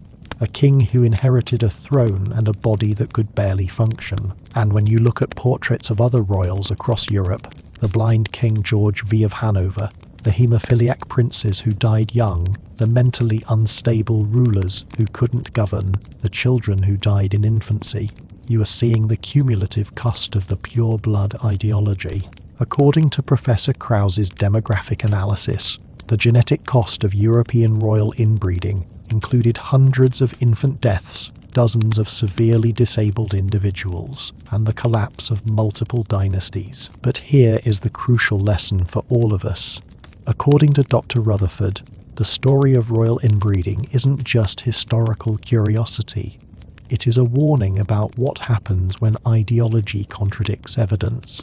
European royalty believed something that felt true, that supported their power, that justified their privileges. And they believed it so strongly, they continued the practice, even as the evidence of harm accumulated in their own families. How many of our current beliefs might be similarly wrong? What ideologies are we clinging to despite contrary evidence? According to Professor Leroy, intellectual humility, the willingness to change beliefs when evidence contradicts them, is one of the most important lessons from royal genetic tragedy. The royals who survived were the ones who abandoned blood purity ideology when the evidence became overwhelming. The ones who clung to it went extinct. Think about the children one final time. All those babies born across centuries with genetic disorders they didn't choose. All those children who suffered, who died young, who lived limited lives. They were victims of decisions made by ancestors they never knew, condemned by ideology to genetic catastrophes. They couldn't escape. According to Professor Home, remembering them as real human beings, not just historical statistics, is important. They felt pain, fear, confusion, hope, love, just like any human. Their genetics limited their lives, but it didn't make them less human. And think about the parents, the royal mothers and fathers who watched their children suffer and die. According to the letters and diaries analysed by Dr. Boyd, many royal parents loved their children desperately and were devastated by their genetic illnesses. Queen Victoria's grief over passing haemophilia to her descendants was profound. Habsburg mothers wept over disabled babies. Russian Empress Alexandra was nearly mad with fear every time Alexei bled. These weren't monsters. They were parents trapped in a system they couldn't escape, forced by duty to pass on genes they knew might be harmful. The tragedy of royal inbreeding had no villains, only victims. Victims of an ideology that seemed logical at the time but was biologically disastrous. According to Professor Spangler, this is what makes the story so important. It is easy to feel superior to historical people who believed obviously wrong things. But they weren't stupid. They were intelligent people operating within a worldview that made sense to them, making decisions that seemed rational given their beliefs. The lesson isn't those foolish historical people. The lesson is we all believe things that might be wrong, that might be hurting us, that future generations will look back on with incomprehension. Intellectual humility, willingness to examine evidence, even when it contradicts comforting beliefs, and changing course when necessary. These are the real lessons from the tragic history of royal inbreeding. So tonight, as you finally drift into sleep, remember the Habsburg jaw. Remember Charles II, unable to eat, unable to speak clearly, unable to father children, ending a dynasty that believed its blood was too special to share. Remember Alexei Romanov, bleeding in agony from a disease his great-great-grandmother unknowingly passed to him. Remember all the forgotten children who died from recessive genetic disorders concentrated through generations of keeping bloodlines pure. And remember the lesson: genetic diversity is strength, not weakness. Mixing is beneficial, not dilution. The most pure bloodlines in history were actually the weakest. The healthiest families were the ones that married outside their genetic pool. This is true for royalty, true for endangered species, true for populations, true for all complex genetic system. Tomorrow, when you wake, maybe you'll see human diversity differently. Maybe you'll appreciate the beautiful variety of human genetics, different ancestries mixing, different backgrounds combining, creating the genetic strength that comes only from diversity. Maybe you'll be skeptical when anyone claims their group, their heritage, their bloodline is inherently superior, because history taught us through centuries of royal suffering that such claims are not only morally wrong, they're biologically false. Thank you for staying with me through this long, sometimes painful journey. Thank you for caring about these historical people, for seeing them as real humans who suffered. Thank you for thinking about what their stories teach us about genetics, ideology, and human nature. Sweet dreams, and may you wake tomorrow with profound appreciation for the genetic diversity that makes humanity strong, with skepticism toward ideologies that contradict evidence, and with compassion for all those across history who suffered from beliefs they didn't choose. Good night, and remember, we're all cousins, we're all human, we're all in this together, and that is something worth celebrating.